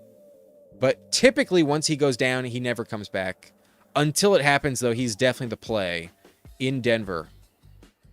No way his role changes. I think you're getting 16 carries and maybe 1 reception out of Dobbins every week. And then like 3 out of 4 times, he also scores a touchdown. Ideally, he lasts until like week 14, week 15. Ideally, he can make at least 10 games on the field. But all right, one more reminder. Our light goal is 44, and then we'll draft one more. But coming back around, Freiermuth is who I have ranked at the top of ADP. I still need some running back points, though. So I think I might pass right here. The team behind me has Laporta and Schultz. I think I'm going to let Shiva decide for me. I probably get sniped, but it's really not the end of the world. I have Metcalf already, so it's really not a problem if that's what happens.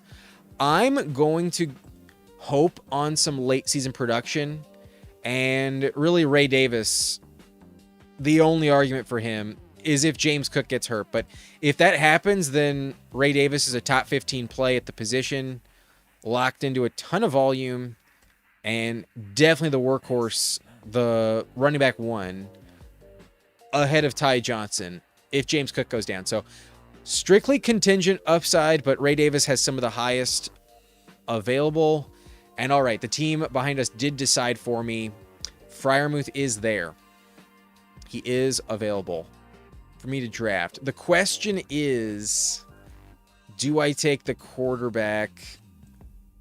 I'm going to let fate decide it. I'm going to go Freiermuth first.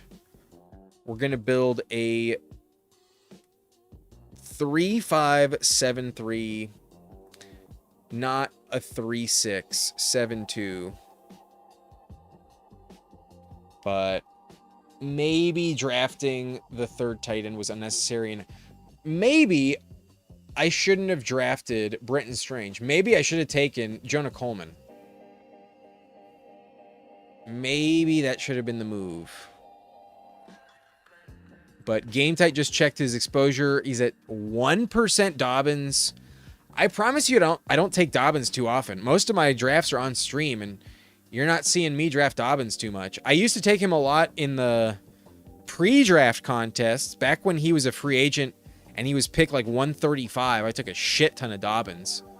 I haven't taken much of him at this price, but I think on this team especially, I'm mostly worried about getting out of the pod with only Bijan Robinson up to that point. So I'm willing to test my luck in the playoff structure. If anything, I just need to make sure I finish top 2. And having enough running back points is pretty important. So Dobbins, I think for the sake of finishing top 2 out of 12, helps you out a lot. When it comes to winning the playoff pods, that I'm not so sure. But Dobbins going down seems inevitable. It's typically been the bet you've always wanted to make. Literally, there hasn't been a single year where Dobbins has not missed games. But Dobbins and Sharps, fun pair at RB 3 and 4 and 5. Yeah, Charbonnet would have been a very interesting pick on this one. I did not take him over Brenton Strange. He went at 158. I never really had a chance for Charbonnet past ADP. But Zero, give me notes on my team at 12 in that other one. Sounds like y'all are really liking Zero's team in that other lobby. But looks like we are at 43 likes. So one more like, we'd lock in draft number 3. And it will be a fast puppy. I promise you it will be a fast puppy.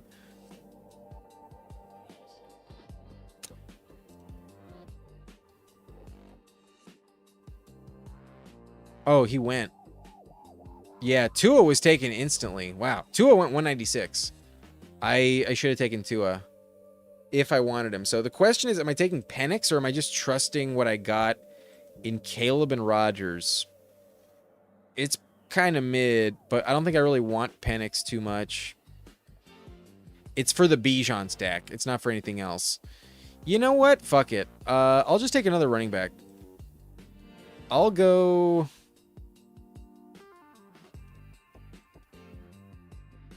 We get Singleton.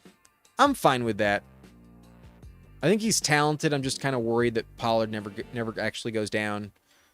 But Singleton's interesting. That's fine. That's chill. All right, this team is unique. I'm not quite sure how I feel about this team because quarterback feels a little bit thin. And I did not get Tua. I expected to get Tua here at 215, but Caleb and A-Rod, Rodgers should pay off the price tag. I actually have him like in the high 160s, 150s. So for the cost, it's worth it. And I do think it's possible he's better than Cam Ward this year, better than CJ Stroud, better than Sam Darnold possibly. It's fine, but really what I need the most is for Caleb to be the MVP. Bijan, J.K. Dobbins, Chris Rodriguez, Aaron Jones, Ray Davis, and Nick Singleton. Yeah, this team would be better with Tua Tagovailoa. But Rashee Rice, Devontae Smith, Devontae Adams, Metcalf, Addison, Trey Tucker, Trey Harris, Loveland, Strange, and Freiermuth. I was trying something else out. Maybe I should have just taken Joe Burrow for the fucking points. Maybe that was the move. But the team could still work out. It's all about Caleb. Caleb is the piece that decides our fate. So, if anything, that's not the worst player to bet on. It's the Ben Johnson quarterback year 2. So, we'll be all right. And then Rodgers just for the floor should be okay. It's not the end of the world, but it is the weakness. No doubt about it. Tight end, though, very strong. Maybe too strong with Loveland, Strange, and Freiermuth. Receiver, very competent, very balanced, very, very fun. Rashee, Devontae, Adams, Metcalf, Addison at 95 felt great. And then Tucker and Harris. Running back is not bad. That's for sure. All right. Only Burgess was in this one. If anyone else, they didn't shout it out. We are unaware of anyone else drafting here. But he has Herbert, definitely a team I already like. He took Kyler from me, I believe, unstacked, but can run the ball a decent click. Malik Willis, also a good pick, even unstacked. But Jonathan Taylor, Cam Scatterbo, Quinshon Judkins, Rashad White, and Katron Allen. The double commander with these two, I like it. I don't like it at all with JCM. But Quinshon, Scatterbo, and Taylor feels very, very good. Running back does check out. That's a good one. But T. Higgins, Harrison, Ricky Pearsall, number 3. Diggs, Flournoy, Tolbert, Stribling, and Booty. So you're just committing to it, Burgess. Jalen Tolbert, 175. You do not give a fuck about ADP. Good for you. If anything, this is a lesson for y'all. Find a girlfriend that believes in you as much as Burgess believes in Jalen Tolbert. Find someone like that in your life. If you have a girlfriend that has that much confidence in you, you might as well marry her. Because, damn. Burgess might be proposing to Jalen Tolbert soon, but Bowers and Gadsden on this one. Tight end feels great. So, good luck with the receiver. This one feels less dead than the other one. I actually love Ricky Pearsall, so I don't mind you taking him early at all. And then running back feels great. Quarterback feels good. This team is much better than the last one. I think it's fine. All right, let me catch up with the chat, but get back to the fast puppy setup. This is what we're going to draft next. So have it queued up. I will catch up with the chat first, though. I'll enter in a minute, but y'all's draft just finished.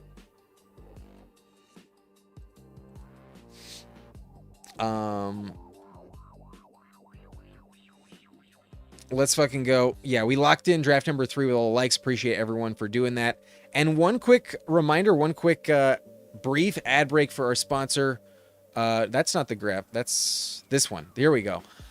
If you play one puppy, $5 on Underdog using promo code BLUNT on signup, you'll get $50 in bonus entries added to your account. That's a pretty sweet deal. You also get your first deposit matched by 50%. Up to $1,000. The link is down below. Sign up for Underdog, and you get an extra $50 after drafting your first puppy. So, one puppy, 10 on me. Great deal down below. But terms apply. As always, you got to be in the right location for it to work. Only new customers. But A-Rod, I'm trying to let out the 3 Jags receivers in my exposures. Trying to level it out. Gotcha. I mean, if anything, you need all 4. I've actually been clicking Travis Hunter a lot more lately. But Austin says, I really love Booty as a last pick. Honestly, he is probably getting traded and will produce at a high level somewhere else. And even if he doesn't, he still has touchdown upside on the Patriots. He's probably relevant this year, but I wouldn't guess he goes to the Dolphins in division. Sometimes the best leveling out is a 0 to 4% exposure. Says 0. It depends on the player. Sometimes it is the move, but Peter likes Jaden Reed. He's decent. I've actually been clicking a lot more. Matthew Golden. But good luck in that other lobby, y'all. Good luck for sure. If anything, I didn't even love my team too much in this one, at least at quarterback. But hopefully A-Rod delivers. Cam Ward and Bryce Young say otherwise, sadly. I think Rodgers could be better than them. I legitimately think he could. Getting off of the Arthur Smith offense over the Mike McCarthy train, definitely possible. He does deliver. But cheers to everyone. And then even Tolbert's girl isn't drafting him at 175. I know, right? Probably not. But I've been doing this for over a month, drafting Tolbert. Good luck, man. I hope it hits, but yikes. That's crazy. Why not just do it in the last round? Like, why not just the last round? Nobody else is taking him. Nobody else wants him. But you can talk me into Hunter. I'll draft him next year if I need to. His price, if you need to draft him, is not going to be anywhere near the discount it is right now. Last year, it was round 4 and round 5. Travis Hunter in round 12, 13 might be the lowest we ever take him. That's also possible. But all right, it's time for the draft. We're going to hop into this fast puppy in 10, 9, 8, 7, 6, 5, 4, 3, 2, 1. Let's go. This one may not have a ton of spots open, but there were at least a couple spots that did get filled once we entered. We have pick 12 and the Burgess. 3 for 3 tonight. Congrats, bro. You're getting your money's worth on the membership day 1. But we also see McNick's in this lobby. Chris is in this lobby. Game Tight is in this lobby. And then the Burgess. Those are the ones I recognize. We also have Odinican at the 101, Mad Maddie at the 104, Faller 49 at the 106, The Law 33 at 107, Jay Seaton at 108, Skylar JJ 47 at 109, and then Osoj at pick 11. Chris with a diamond badge, flexing on everyone. The addict in this lobby, but there's also Game Type with a silver badge, I believe. And then Mad Maddie has a bronze badge. But next would be me and Odunican at the bookends with a red badge. A couple of black badges, actually 3 of them. But another lobby with multiple badge lists. We got 4 total badge lists in this one.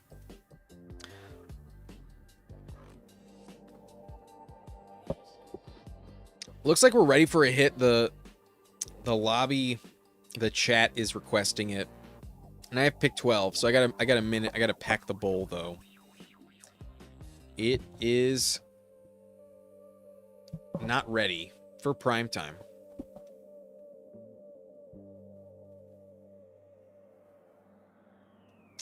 But I would imagine there's probably another overflow going on, given this one's maybe only halfway full. Who knows? Oh, no. My grinder is also empty.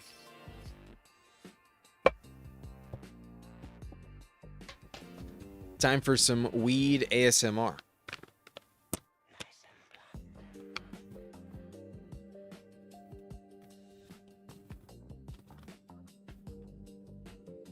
JSN fell to pick 9 in this lobby. Burgess almost got him, but nope. Not on this one. I have pick 12. I'm definitely taking James Cook on this one today. And then I'll get the bring back. I'll go James Cook and Achane. Actually, maybe I get different. Maybe I pull up a receiver, actually. You know what? Yeah, let's do that. Let's go A.J. Brown on this one. Let's get a little bit different. James Cook, A.J. Brown. I think that can deliver. I think that can hit. That's fine. That's going to be fine. If anything, all my James Cook teams have 2 running backs on them. I don't think I have any James Cook, A.J. Brown at the moment. So I'll get a little bit different from the 12 slot. And I could see a scenario where A.J. Brown does fucking crush with Drake May. Drake May was an excellent quarterback last year with dog shit receivers. The upgrade from Stephon Diggs to just Romeo Doubs could be relevant, but then you tack on A.J. Brown on top of that. Drake May's going to crush. If anything, I should probably take Drake May in round 6 because I have A.J. Brown on this team. So we'll see what I do, but I might just do that. Wouldn't be the end of the world if that's the path I chose. But honestly, this feels decent. It doesn't feel like a very common approach. And then it's not like we reached on James Cook at all. This is where he goes, pick 12. So to get different with the second pick is definitely viable. But Genty was already off the board. Hampton I got a shit ton of, and he also has the same bye week, so can get tricky. My most common start in the pre-draft contests were James Cook and Omarion Hampton. So when I take Cook these days, I don't like to draft him as well as Hampton. In rounds 1 and 2, sometimes I can be a bye week bro. At least at running back. Running back, you draft very few players at the position, and one really low-scoring week can be a problem. So it's not my favorite thing to do.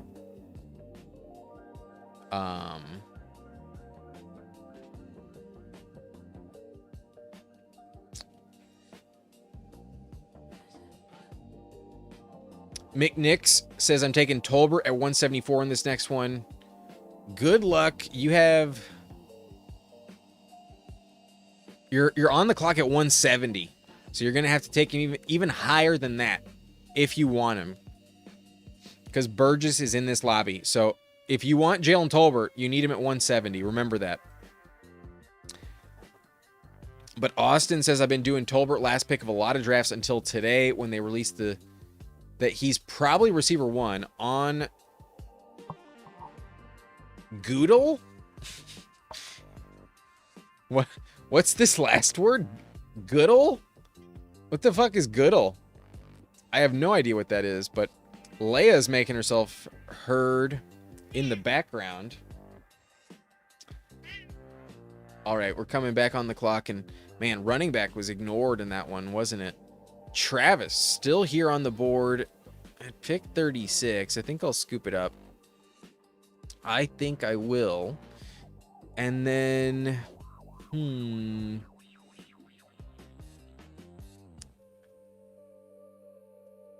I'll just take my boy Scatabo. Maybe not exclusively my boy, but definitely a player I'm heavily exposed to at this point. And we're trusting the anchor receiver in A.J. Brown today. But good luck next time, Air Jeff. Sorry it didn't happen this evening. Missed it again. But I know, right? Burgess hit 3 times in a row. He's killing it today. Hogging all the spots. There were not a ton eligible. He scooped them all up. But Hampton's going to finish RB1. Book it. Yo, if you're right, I'm gonna print money. I got 20% Hampton, brother.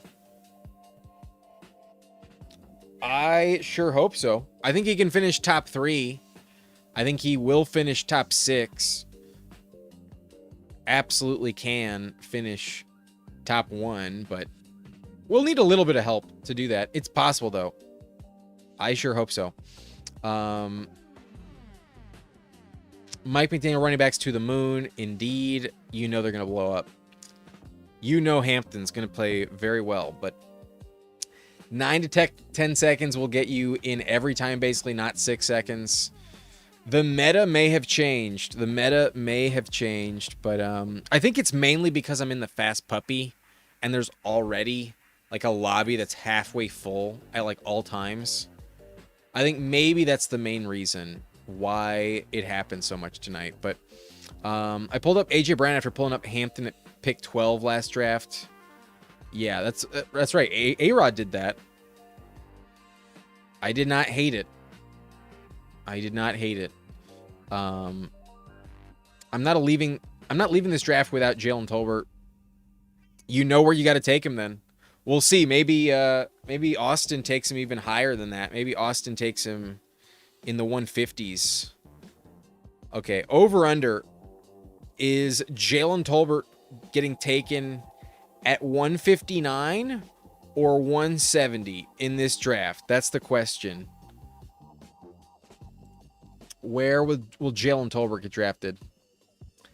Overflow gets more freaky than stream drafts. I know, right? Yeah, I've been in some overflows before, and it's not as fun. Sometimes the only times I'm ever drafting with Davis Maddock often end up being in overflow drafts of like a fantasy flock draft or something like that. But Austin says LMAO. Strikers in the overflow as well. Oh, on Google, yeah. Goodle doesn't sound as exciting, but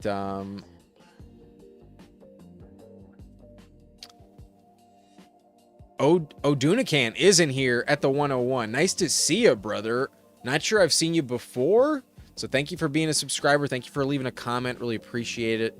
And we will definitely give you a team review. First time I'm ever seeing you here, so gonna give you a team review when it's all said and done. You got Gibbs, Kyron, and Devontae. Another double Devontae. You took Lamar as well. Very interesting. But I am on the clock here. I already have James Cook, so tacking on DJ Moore, just furthering the bet in Buffalo. I think he's the best receiver left for me. And as much as I like Brian Thomas, the conviction on this one to take AJ Brown 13 overall, I think just locks in Drake May at 61. Let's do it. I think Drake May is the QB3. I really trust him. I think he can play even better this year with the AJ Brown addition. And who knows, maybe he will win MVP this season. He almost won it last year. The schedule's not as easy, but the team should be better. Another year of his development. Year 2 with Josh McDaniel. We'll go Drake May in the 6th, paired up with AJ Brown. But PD Piranha is also smoking, and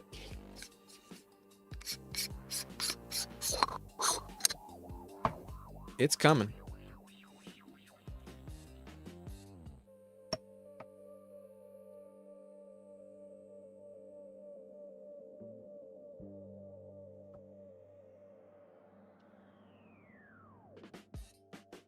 Is Leia named after the princess? Kind of.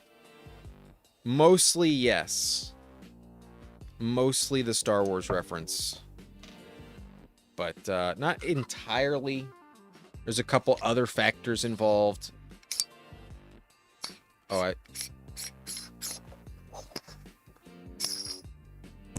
there we go.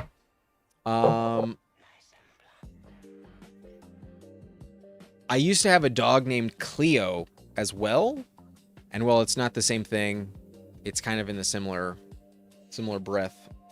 An ode to another pet of mine on top of that. Not the same name, but kind of similar. Wow, Zay at 33, Josh at 40 doesn't happen in stream drafts too often. Well, in this one, Zay at 29, Allen at 32 went. That's a different one, but Goody is the only search engine Roger Goodell uses, the official NFL. I know, that's what I kind of thought about when I first saw it. I was like, he might mean Roger Goodell, which wouldn't make much sense, but it's close enough. That's the main typo that I was thinking of. But Austin, wow, I can't believe Travion dropped that far. Very interesting. In a draft a few weeks ago, this was maybe like 3 or 4 weeks ago, I got Travion Henderson at pick 63. At pick 63, I took Lamar at 58.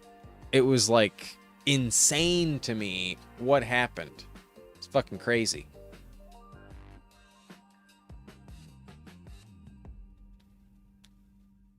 Anyways, I pulled the 112, and so far we're rocking with the 1320.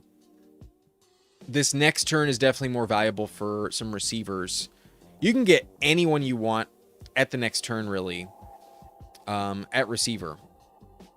Among the names remaining, legitimately, I think you could argue any of them can go where Parker Washington is going right now. Him and Mekhi Lemon, I could easily see not being as valuable as someone you can get like Ricky Pearsall, I think could outscore them. So if you wanted to pull up Ricky Pearsall, you could totally do that.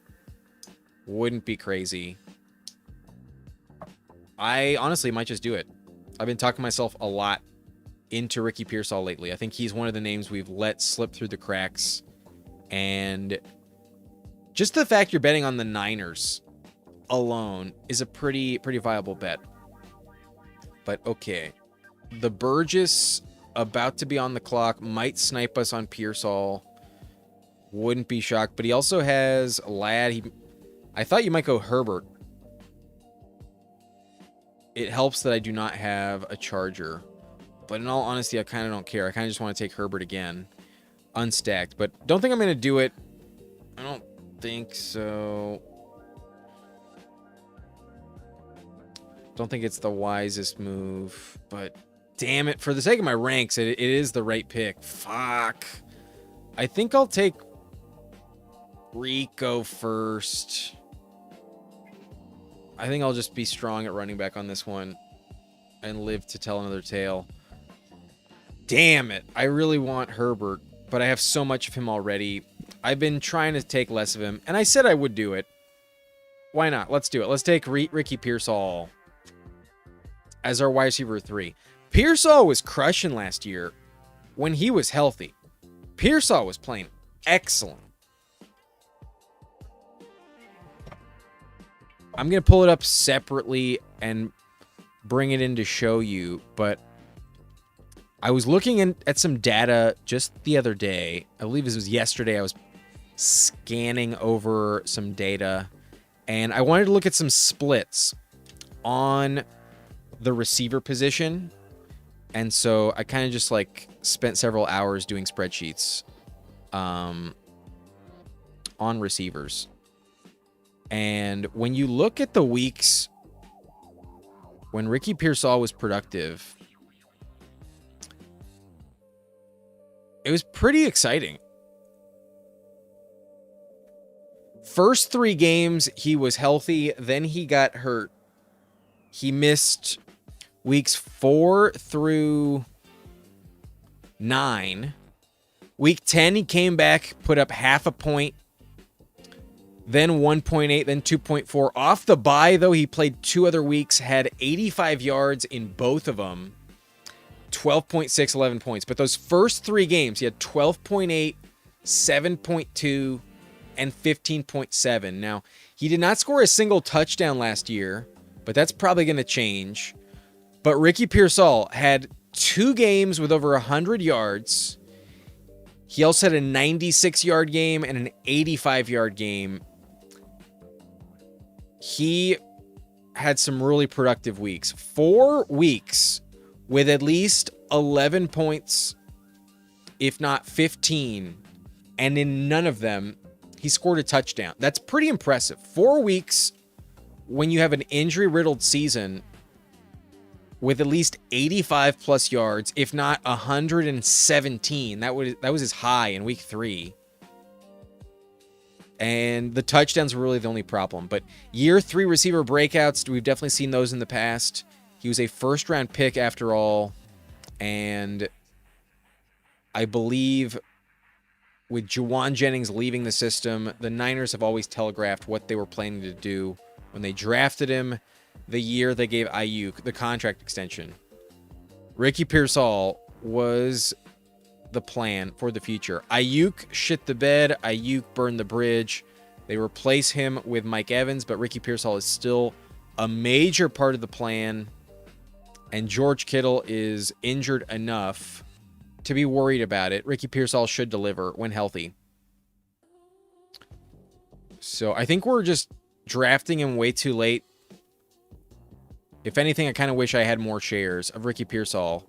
I have a decent amount, but I wish I had more. No doubt about it. I wish I had more. Pittman, though, falls to 109. I will take him here, no doubt about it.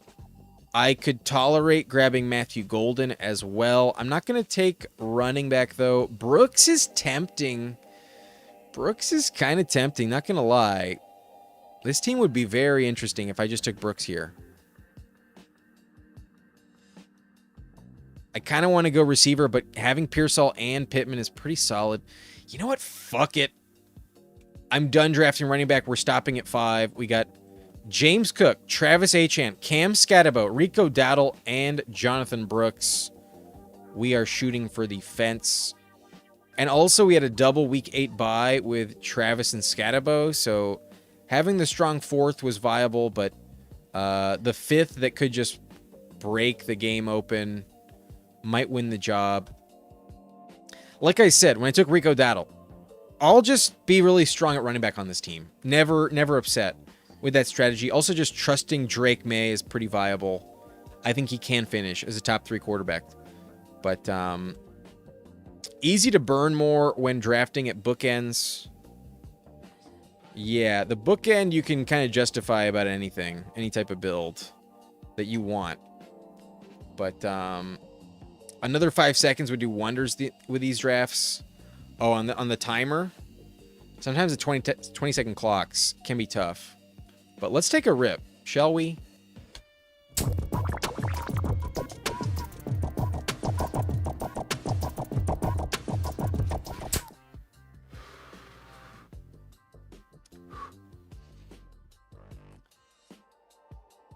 Stacking Warrens is the skeleton key this year. Tyler and Jalen. You got it, McNicks. Pick 71 and 74. Maybe it is the move. The Warren correlation. Not bad. There's definitely names that you can get correlated. On the last one, we got double Devontae, double Trey. There's also like double Kenneth. You can get Kenneth Walker, Kenneth Gainwell. That one's decent. The double Higgins correlation, the T. Higgins, Jaden Higgins combo. There's a bunch of options. There's the Williams brothers, the Kyron Javante correlation. But does it matter? Probably not. PD Piranha, Ricky Bullets. Yeah, Ricky Bullets coming in clutch here. And on this side of the board, to have both of them still available, on occasion they both fall, but to have them together, I think they're two of the best values on the board, honestly, at receiver. But what's up, Wilson? Nice to see you in the house this evening. Shout out the Atlanta Falcons. Good luck this year, but J-Rock the Party, I only get Herbert when in the blunt overflow rooms. I know, typically when you're drafting with me, I'm not passing on Justin Herbert, but I've actually been slowing it down a little bit. Now that I can't backstack him with Quentin Johnston, it's not as exciting to me. It's fine. I still think he's going too late, but I have so much. I don't need 40%. If anything, I've fallen back down closer to 25% lately. I think I'm at like 27 now. I was sitting over 30% Justin Herbert for a minute. So I can afford to pass on him, but in the 8th, it's pretty tough to do. On my team, though, I'm just trusting Drake May with my life. But, okay, I'm on the clock, and a tight end I've been really talking myself into as an excellent pick lately is Dalton Kincaid. Our build is a 1-5-4-0, so it might behoove me to take a tight end here. Grabbing Kincaid, a good click. I've been trying to get more of him, past ADP especially. I'm inclined. Question though is, do I take QB2 even unstacked? Unstacked might be a dilemma. Might not be the best, but Sam Darnold has some very interesting backstacks available, and I'm planning to still take a third quarterback, actually.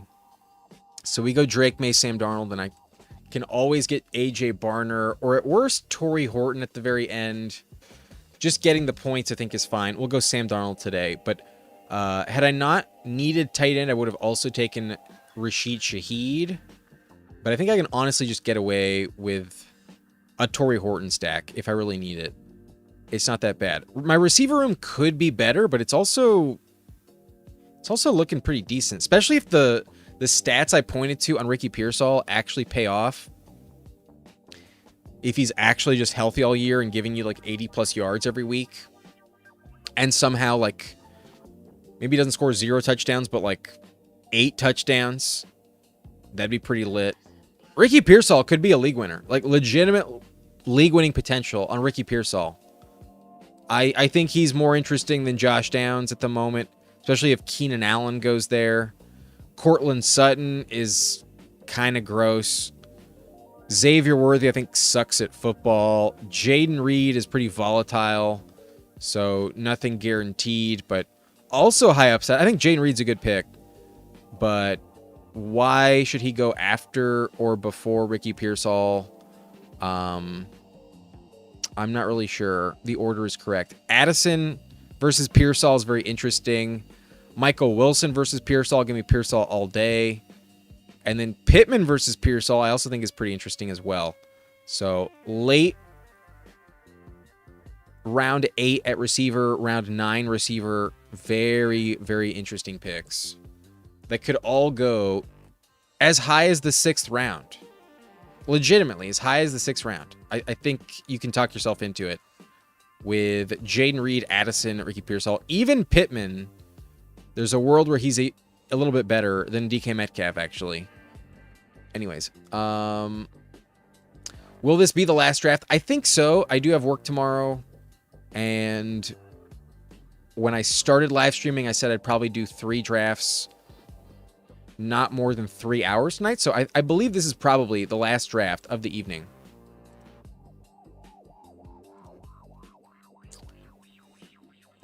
But just to finish the point on Ricky Pearsall, just to give you the final stats on Ricky Pearsall that made me think, holy shit, we might be really underestimating him.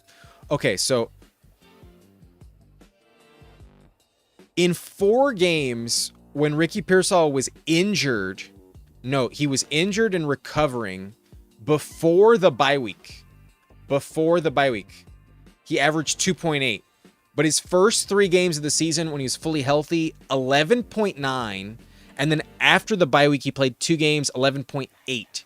He averaged 11.8 points per game in 5 weeks this season when he was as close to being healthy. But Hunter Henry's still available. I have Drake May. I will grab Hunter Henry. Definitely a pick I really like, and stacked up, it's even better. But if I'm drafting a Las Vegas Raider at receiver, it's definitely Trey Tucker, not Jalen Naylor. I'll take Trey Tucker at 157. The ADP says take Naylor. I don't give a fuck about the contract he got. 15 million is not that valuable in a new offense. I'll stick with the guy who's been there and also proven he can drop 40. Not many players have ever done that, but I think it's still not that valuable. Trey Tucker probably pays this off because it's just so cheap and inexpensive. It's a pretty low bar.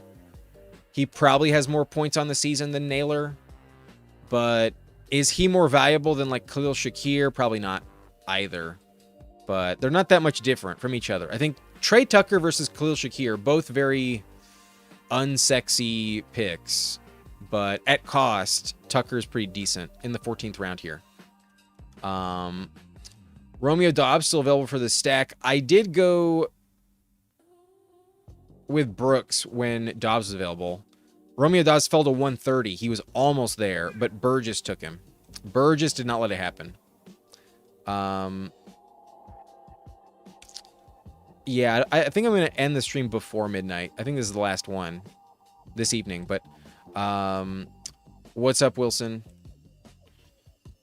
At work this late? Good luck, man. Good luck with that. Arroyo's there. I have not drafted Arroyo, but last year I was taking him. Maybe he has a year 2 breakout, but only if Barner goes down, I think. I think Barner secured a lot of job security last year. Shamrock, which non-drafted players could be sneaky values? At the moment, Keenan Allen is one. For the most part, I think just stacking options. But a name I took in drafters in round 20 the other day. That's a full PPR format. So maybe I draft him tomorrow in the full PPR Frenchie. LaQuint Allen.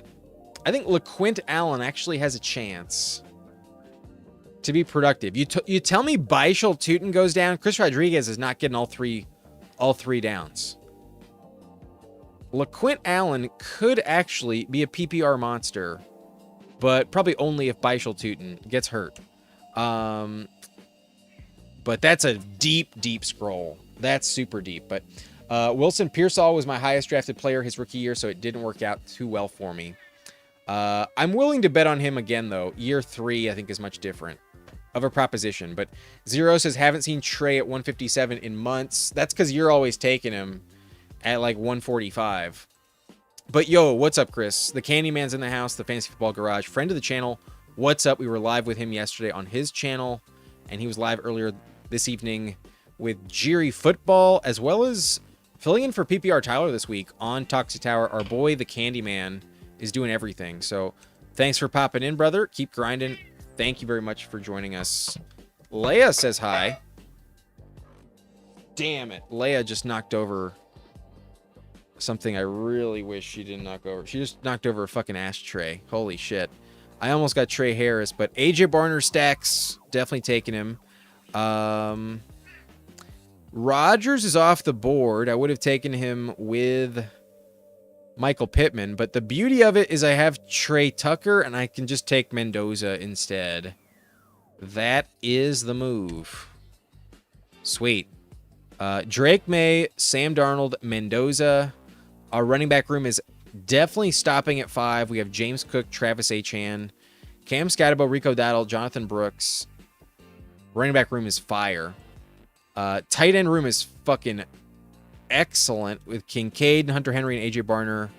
The double stack, and then Kincaid for the elite upside. And then we got Brown, DJ Moore, Ricky Pearsall, Pittman, and Trey Tucker. Receiver, I think, can do just fine, honestly. I'm not upset with receiver. But 2 more picks. They're both receivers. We'll see what happens to close it out. They're going to run enough 12 that Arroyo gets some work.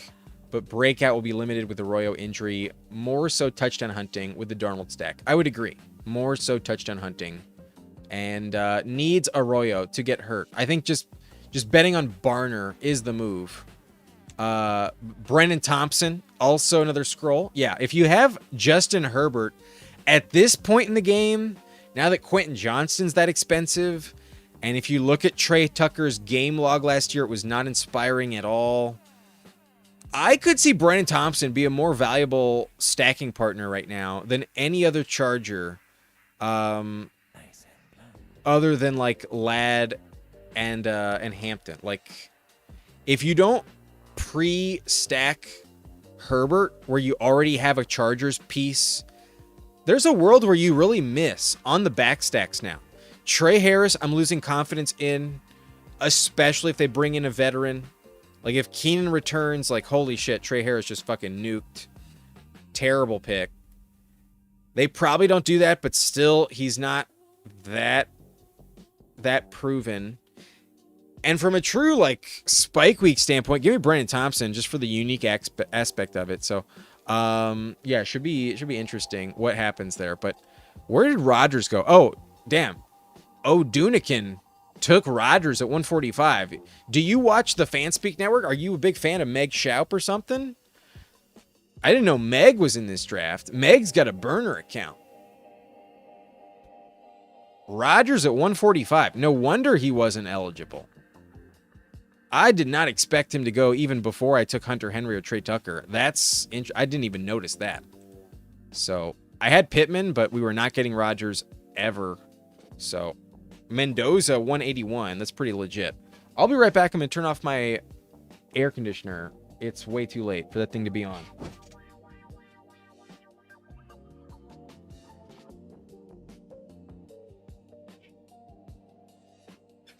But damn, the heat wave was strong today.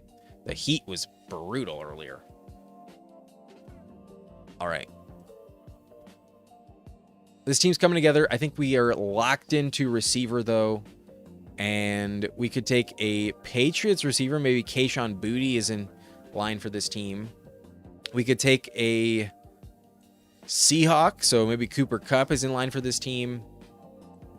We could also take Mendoza. So maybe Dante Thornton is in line for this team. Jack Betch maybe in line for this team. But that was never really the plan. I just wasn't going to mention him by name until I was on the clock. Torrey Horton is locked in on this team. Torrey Horton is an insta-click on this one. No doubt about it. I will bet on Torrey Horton right here. And then what I'm also going to do is bet on the bring back the Drake May versus Denver Broncos game. I'm going to take a Denver Bronco right here. I'm going to go Pat Bryant, wide receiver 7. I think the number 3 in Denver, a team that really spreads the ball around, will be relevant. And I believe in Pat Bryant a little bit more than Troy Franklin. I know Troy Franklin has some believers. I mix in Franklin a little bit, but if I can only have one, I think I'm going to go Bryant. I think I trust him a little bit more, and the volume I think will be higher.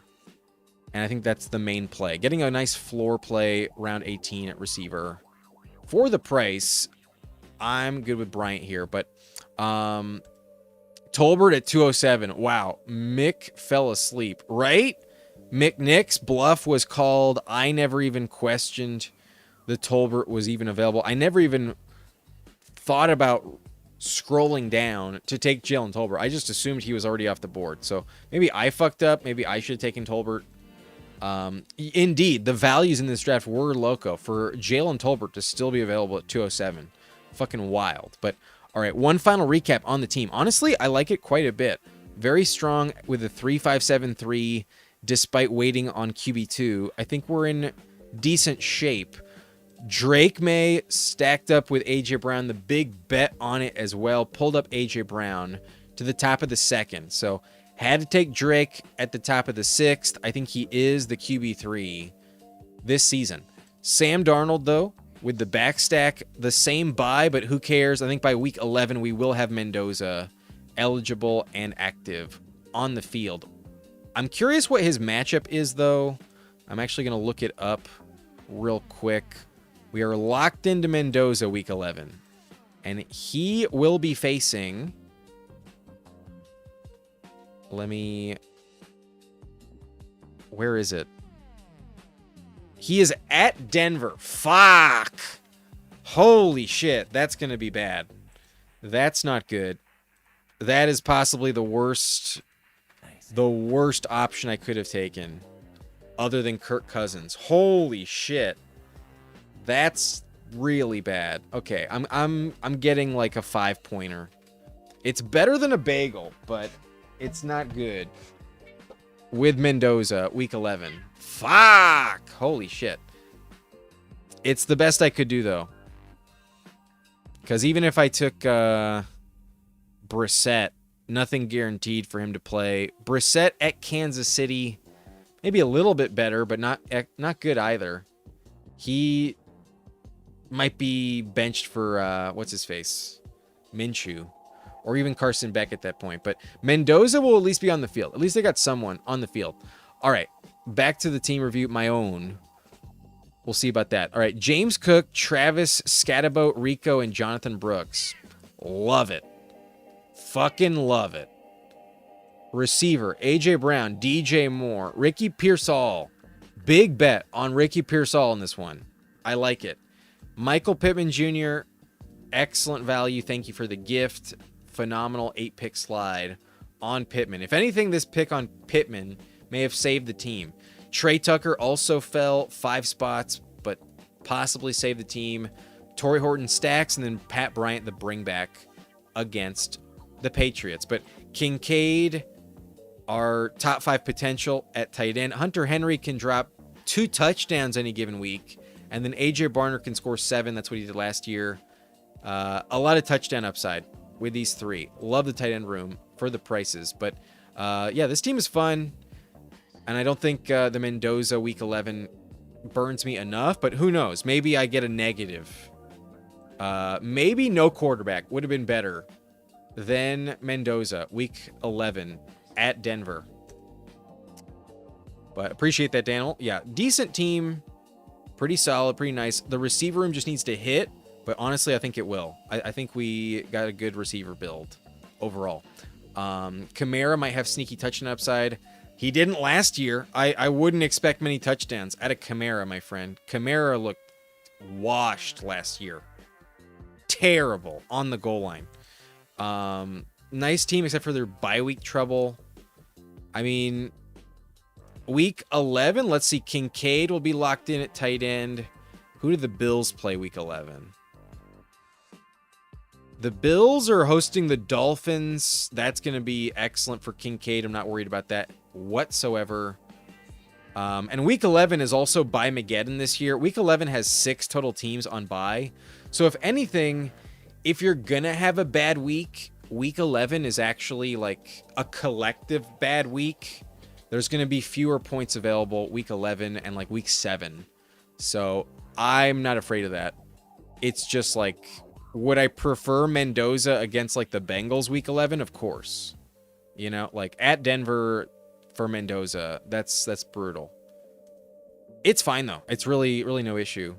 Running back, I might have 2 Week 8 buys, but I have Dowdle and Brooks behind Cook. I'm going to be chilling Week 8 at running back. And then at receiver, they're spread out very evenly. I got no qualms or issues there at receiver. All right, interesting team. Let me do a scan of the lobby. We got the Burgess, who became a member tonight, as well as Game Titan here. Otherwise, no other members. But it's our first draft ever with Odunican, so I'm going to take a look at his team, and then I think I'm going to go to bed. I think I'm going to call it done right after that. But anything in the chat I missed? Oh, real quick. Zero says Judy at 184, Ridley at 201. Yeah, overflow is the move. Yeah, that's interesting. The trade upside on those two could maybe have them skyrocketing up the board. But Odunican, I just need to floor play. All my other guys were gone. Betting the bank on Lamar. Comeback tour. Lamar is a great pick when you're at the 101 because you can often really miss out on values. Now, that's where I take Loveland over Lamar because you can still probably get Caleb, and that stack's pretty valuable. But Lamar anywhere in the 5th is awesome. Wilson thinks Ayamanor and DK late might be good picks. Well, there you absolutely need the Ridley trade. And until it happens, I'm not going to take much of them. I had a lot of Kamari DK in the pre-draft, I'll tell you that. Daniel Bellinger, late scroll. Nah, the Titans are pretty crowded, brother. Titans have a lot of mouths to feed. I got Pat Bryant, bring back Week 11. Oh, yeah, I also got that. Excellent. Thanks, Zero. I almost forgot. Let's hope Mendoza plays. He still hasn't signed his contract. It's all fine. Got no issue with that. No issue whatsoever. He's not going to hold out. Not long enough to matter. Leia was framed.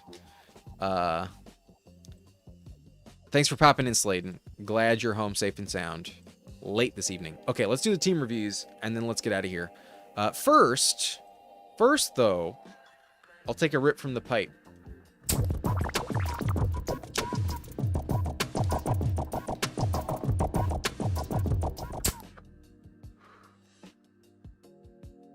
All right, Burgess has Herbert and Jordan Love.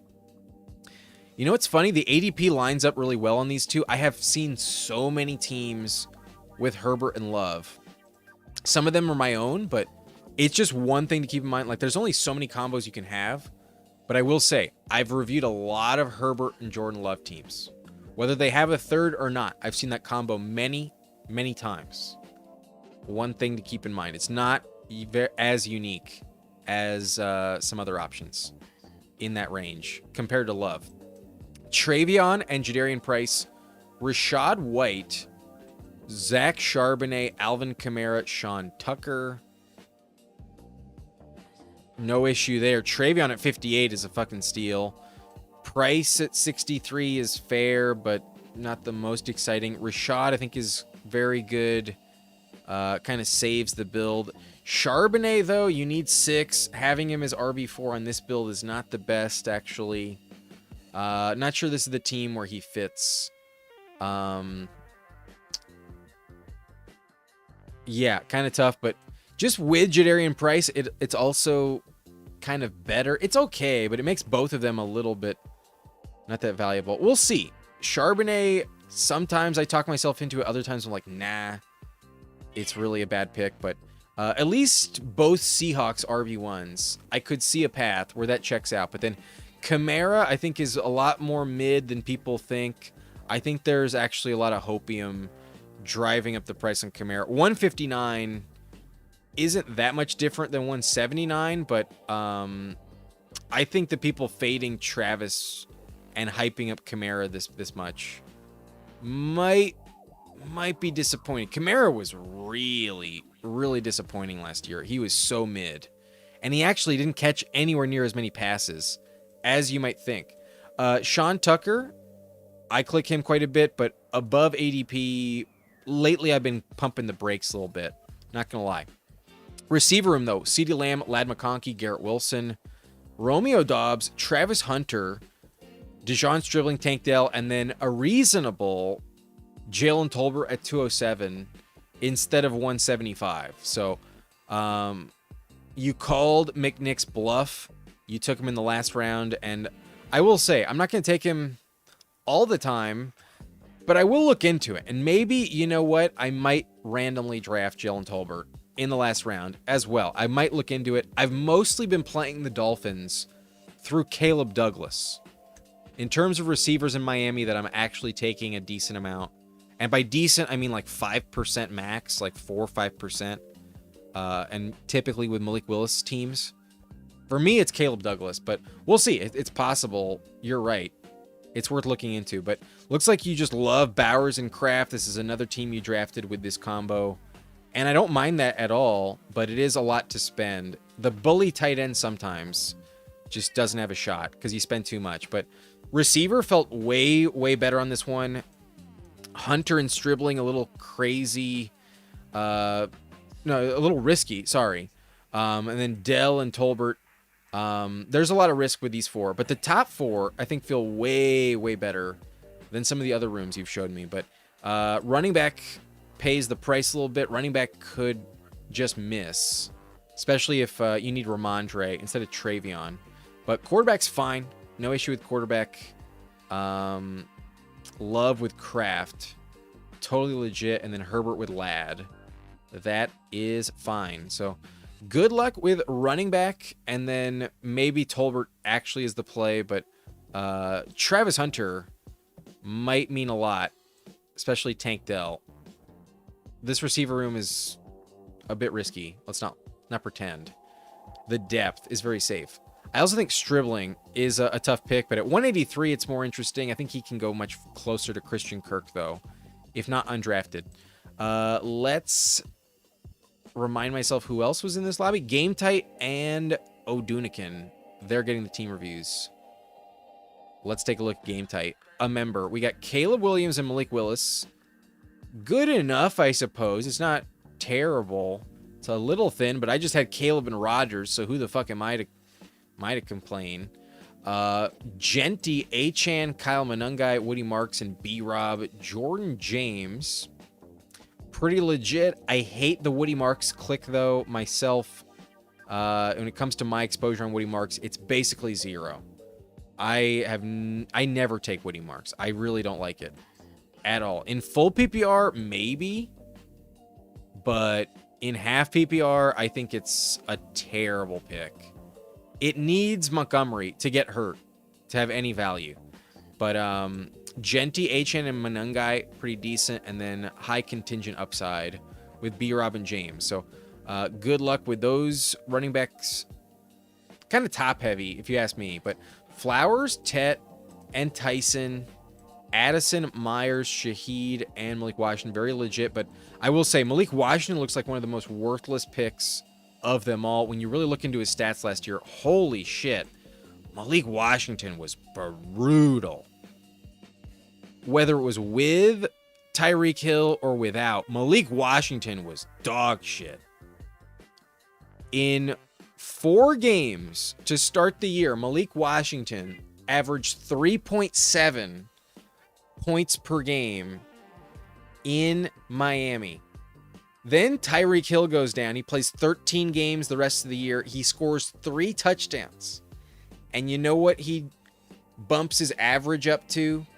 Malik Washington, without Tyreek Hill, averaged 5.8 half PPR points. Dog shit. Malik Washington is a terrible pick. Terrible pick, in my opinion. Really worthless.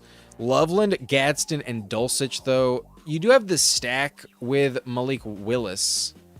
And there is the double Malik W in Miami. There is that correlation. But I'm only inclined to take Dulcich in Miami right now. And then maybe Caleb Douglas. Who knows? Maybe Jalen Tolbert actually fucking matters. But I think with Achane as well, Malik Washington is kind of just like, oh, it's a nice fall in ADP, but really this player should just go undrafted. There's no reason to really trust Malik Washington, in my opinion. So that pick, a little wasted. With 6 running backs, it makes the receiver core a little bit shakier, but decent enough. Like, Flowers is fine, but Tet scares me. He's okay. A little expensive, though. Tyson should play well, but how well is a rookie? Addison at 101 is fantastic. That's amazing. And then you also get bailed out with Myers at 116. Shaheed at 140, also really important. So I kind of view this as just 6. Malik doesn't really matter to me. That's my take on it, game tight. But interesting team, the Caleb Malik Willis, quarterback being a little thin, just like my Caleb Rogers team. We'll see what happens. But all right, lastly, Odunikin is drafting with us, and I did not forget. First time seeing it. Let's see what he put together from the 101. Lamar Jackson, Aaron Rodgers, and Shador in this 3-6-6-3. So quarterback depth gross, but at least Rodgers is decent, and then Lamar is elite. It's just a big bet on Lamar with some extra pieces in division. But Gibbs, Kyron, and Corum, both Rams. Honestly, seeing this together is actually like my favorite way to draft the Rams. I don't really have many teams like this, but this actually feels really, really solid. Both Rams, every week you just have a touchdown guaranteed. Honestly, it's pretty decent. Pacheco, so the handcuff in Detroit, that one feels less valuable. Not going to lie, even at 144, it's not the best. But then Sampson and Katron Allen, love the Katron pick, and then Sampson is decent. 2 rounds cheaper than Pacheco. I think he's the better value among these two, but I've been in the situation where I took Gibbs, felt a little disgusted in terms of running back depth, and also stacked up Pacheco just to lock in both Lions. From that standpoint, it also checks out. You get every Lions touch every week, and every Rams backfield running back touch. Should take care of itself, but the depth isn't the best I've ever seen on a Gibbs team. We'll see what happens. But Devontae and Devontae, the Devontae correlation. Parker Washington and Alec Pierce. Pierce at 73. I've seen him fall to 93 So not my favorite pick just for the sake of price. You can get it cheaper, but probably still a good pick. Wandale and Keon Coleman. Gross. This is not a team I want to stop with 6 receivers.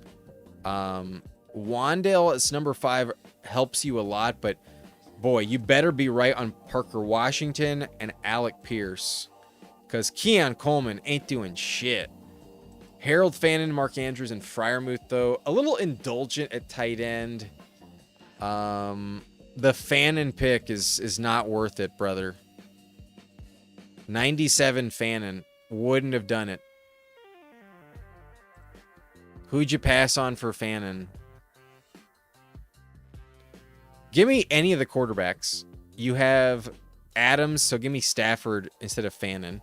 But if you take Addison there at you passed on Addison at 97 for Fannin? Bro. I mean, I guess you got good receivers so far, but like, that's such a good fall. You got to take it. In my opinion, you got to take it. I'm not going to fault the Corum pick. The Corum pick I actually really like. But either Stafford, but in reality, I think Addison was the move. Yeah. And 0, honestly, I think this is also kind of based, actually. Yeah, the receiver takes on this team I don't love. P-Wash and Alec Pierce over QJ. And then Blake Corum, Harold Fannin. At least the Fannin pick, I really disagree with. Over Addison, I think is wild. Very reckless to go Fannin there. But you do have Shador, so there's that. Yeah, you got the Shador, Fannin, and Sampson stack. I don't know if that's worth it, but yeah, just a little too expensive on Fannin. That's the one pick I really disagree with. These two I think are fine. The Washington Alec Pierce pick is a little bold, but it's just the Fannin pick. Anyways, very interesting team. Good luck, and hopefully Keon Coleman. I'm really wrong on. If Keon Coleman is the man in Buffalo, then like if he's this year's Puka, I'm just not going to win any money. I have 1% Keon Coleman. I do not take Keon Coleman ever. Really ever. All right. The chat, though, we're a little behind after the team reviews. Sharbs and Holani is more fun combo and more disrespectful. I think the Kyron Blake Corum double combo, there is no way you don't get a usable week every single time. And there's a world where you get both of them to hit at the same time as well. Like, that actually looks like one of the best and safest ways to play it. Because Corum, I think, is probably fine at cost. Probably, if he's a little expensive, it's not by a lot. And ultimately, it's the Sean McVay backfield where running back is just way more expensive this season. In general, it's probably going to work out. Him versus Jonathan Brooks, I'll still take Corum. I will happily disrespect Tutu Atwell. Happily. But 0 loves Woody. At least with Texans, you don't need to guess. If Monty goes down, they'll give Woody 25 touches, whether he deserves it or not. That's why I just take Tank Bigsby. Fucking 30 picks later. Where does Woody go? 149? Where did Bigsby go?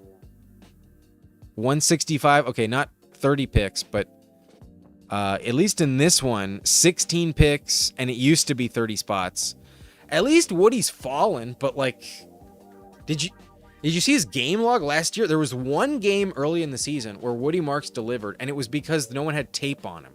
Then he had the entire season all to himself, basically, just next to Nick Chubb, and he couldn't do jack fucking shit. He had like one game over 10 points the rest of the year. Woody Marks sucks. The O-line sucks. Like, want the Texans running back if it's not Montgomery. If anything, I think Montgomery loses a big value because he plays for the Texans. I don't get it. Just give me Bigsby next round. If Monty goes down, they bring in Singletary and Najee.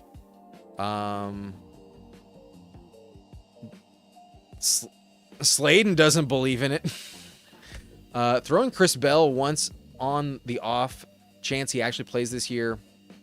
Yeah, I think it's worth mixing in all random Dolphins receivers on occasion. I don't want to have more than like 3 or 4% on any of them. But I think if you spin the roulette wheel, a total of like 8-10% on those round 18 Dolphins, one of them is bound to be okay. Give me 3% on all three. By all three, I mean Caleb Douglas, Chris Bell, and now Jalen Tolbert over Malik Washington, apparently. That, I think, is fine. I think that's okay. But really, just give me Devon Achane, Greg Dulcich, and Malik Willis, and that's it in Miami. 0% chance they let Marks slander the position all season again. Yeah, I'd be shocked if that happened as well. I def throw in Bell now and again. Bell, I just worry, is never coming on the field for a team that is trying to get the number 1 overall pick. They might try to see what they have in him, but if anything, they kind of just save him.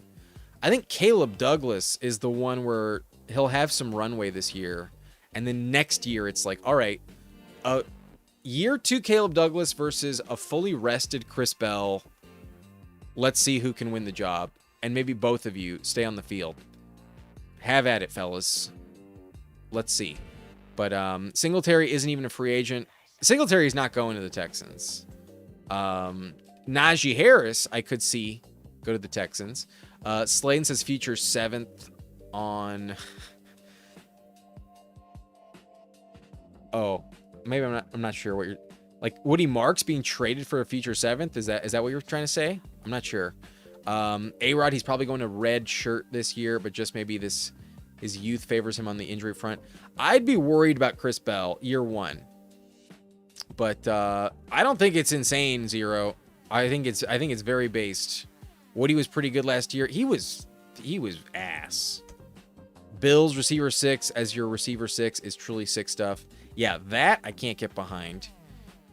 There's no way. Maybe I could be talked into a little bit of value on Woody Marks now that he's much less expensive, but he's slowly trickled down. He's consistently fell down the board. He's never been a value at any point in time. If Josh Palmer we still drafting Josh Palmer? No way. If anything, they'll try out Brandon Cooks again. But that may be the first time I got Addison in the hundreds. Yeah, I've never seen it in the hundreds. I've gotten him like 97. I think I got him 95. I don't think I got him at the 101. I think I got him 95. But never in the hundreds. Palmer is the only person besides Malik Washington I have ranked behind Coleman, to be fair. You should scroll down more. There's plenty of names. Plenty of names. Palmer, Naylor, Spider-Man meme.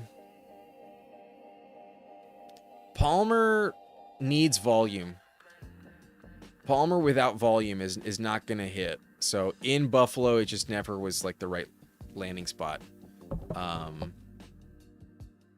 Not going to be consistent enough to get any type of rhythm, given how they use him. But yeah, one is drafted, the other one is overdrafted.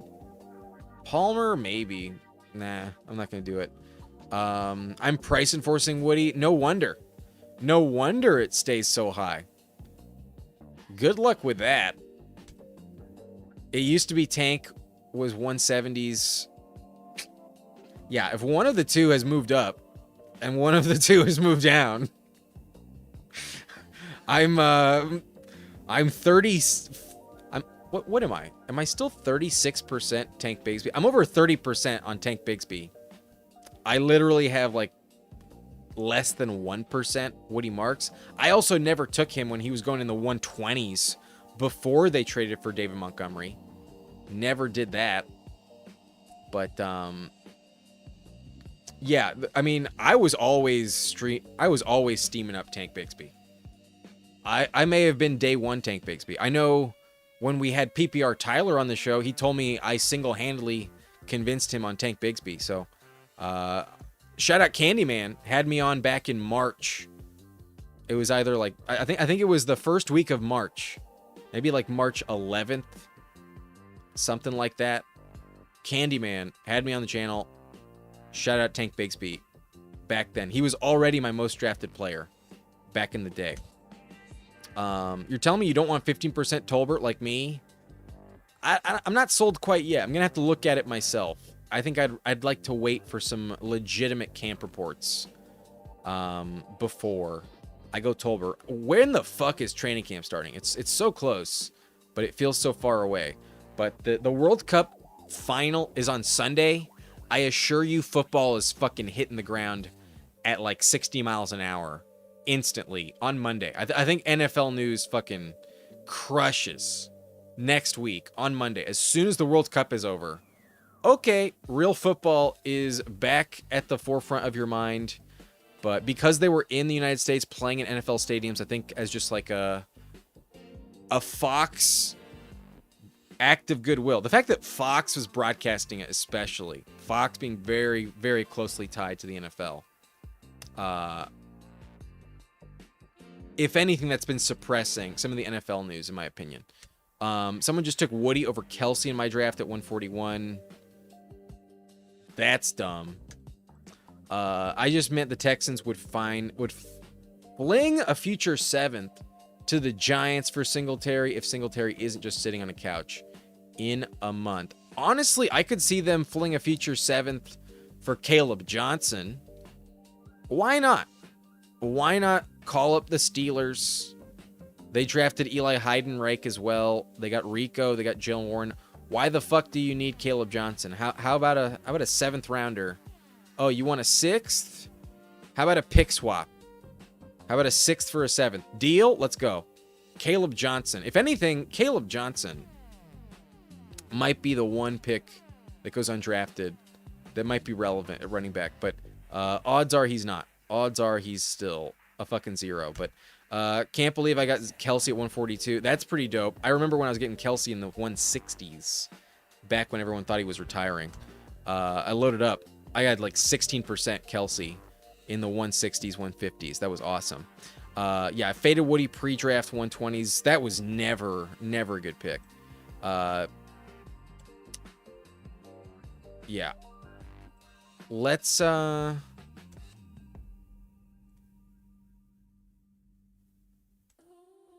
what was I going to look up? Oh yeah, Woody Marks game log. I think that's what I was going to look up. But at this point, it's probably just time for team reviews. We did everyone, so I think it's over. Yeah, that's right. It's over. It's over. Time to go home. Time to go to bed. We'll take one last rip from the pipe. It is not cached. So that's the final thing we have on the agenda. The emoji, always reminding us.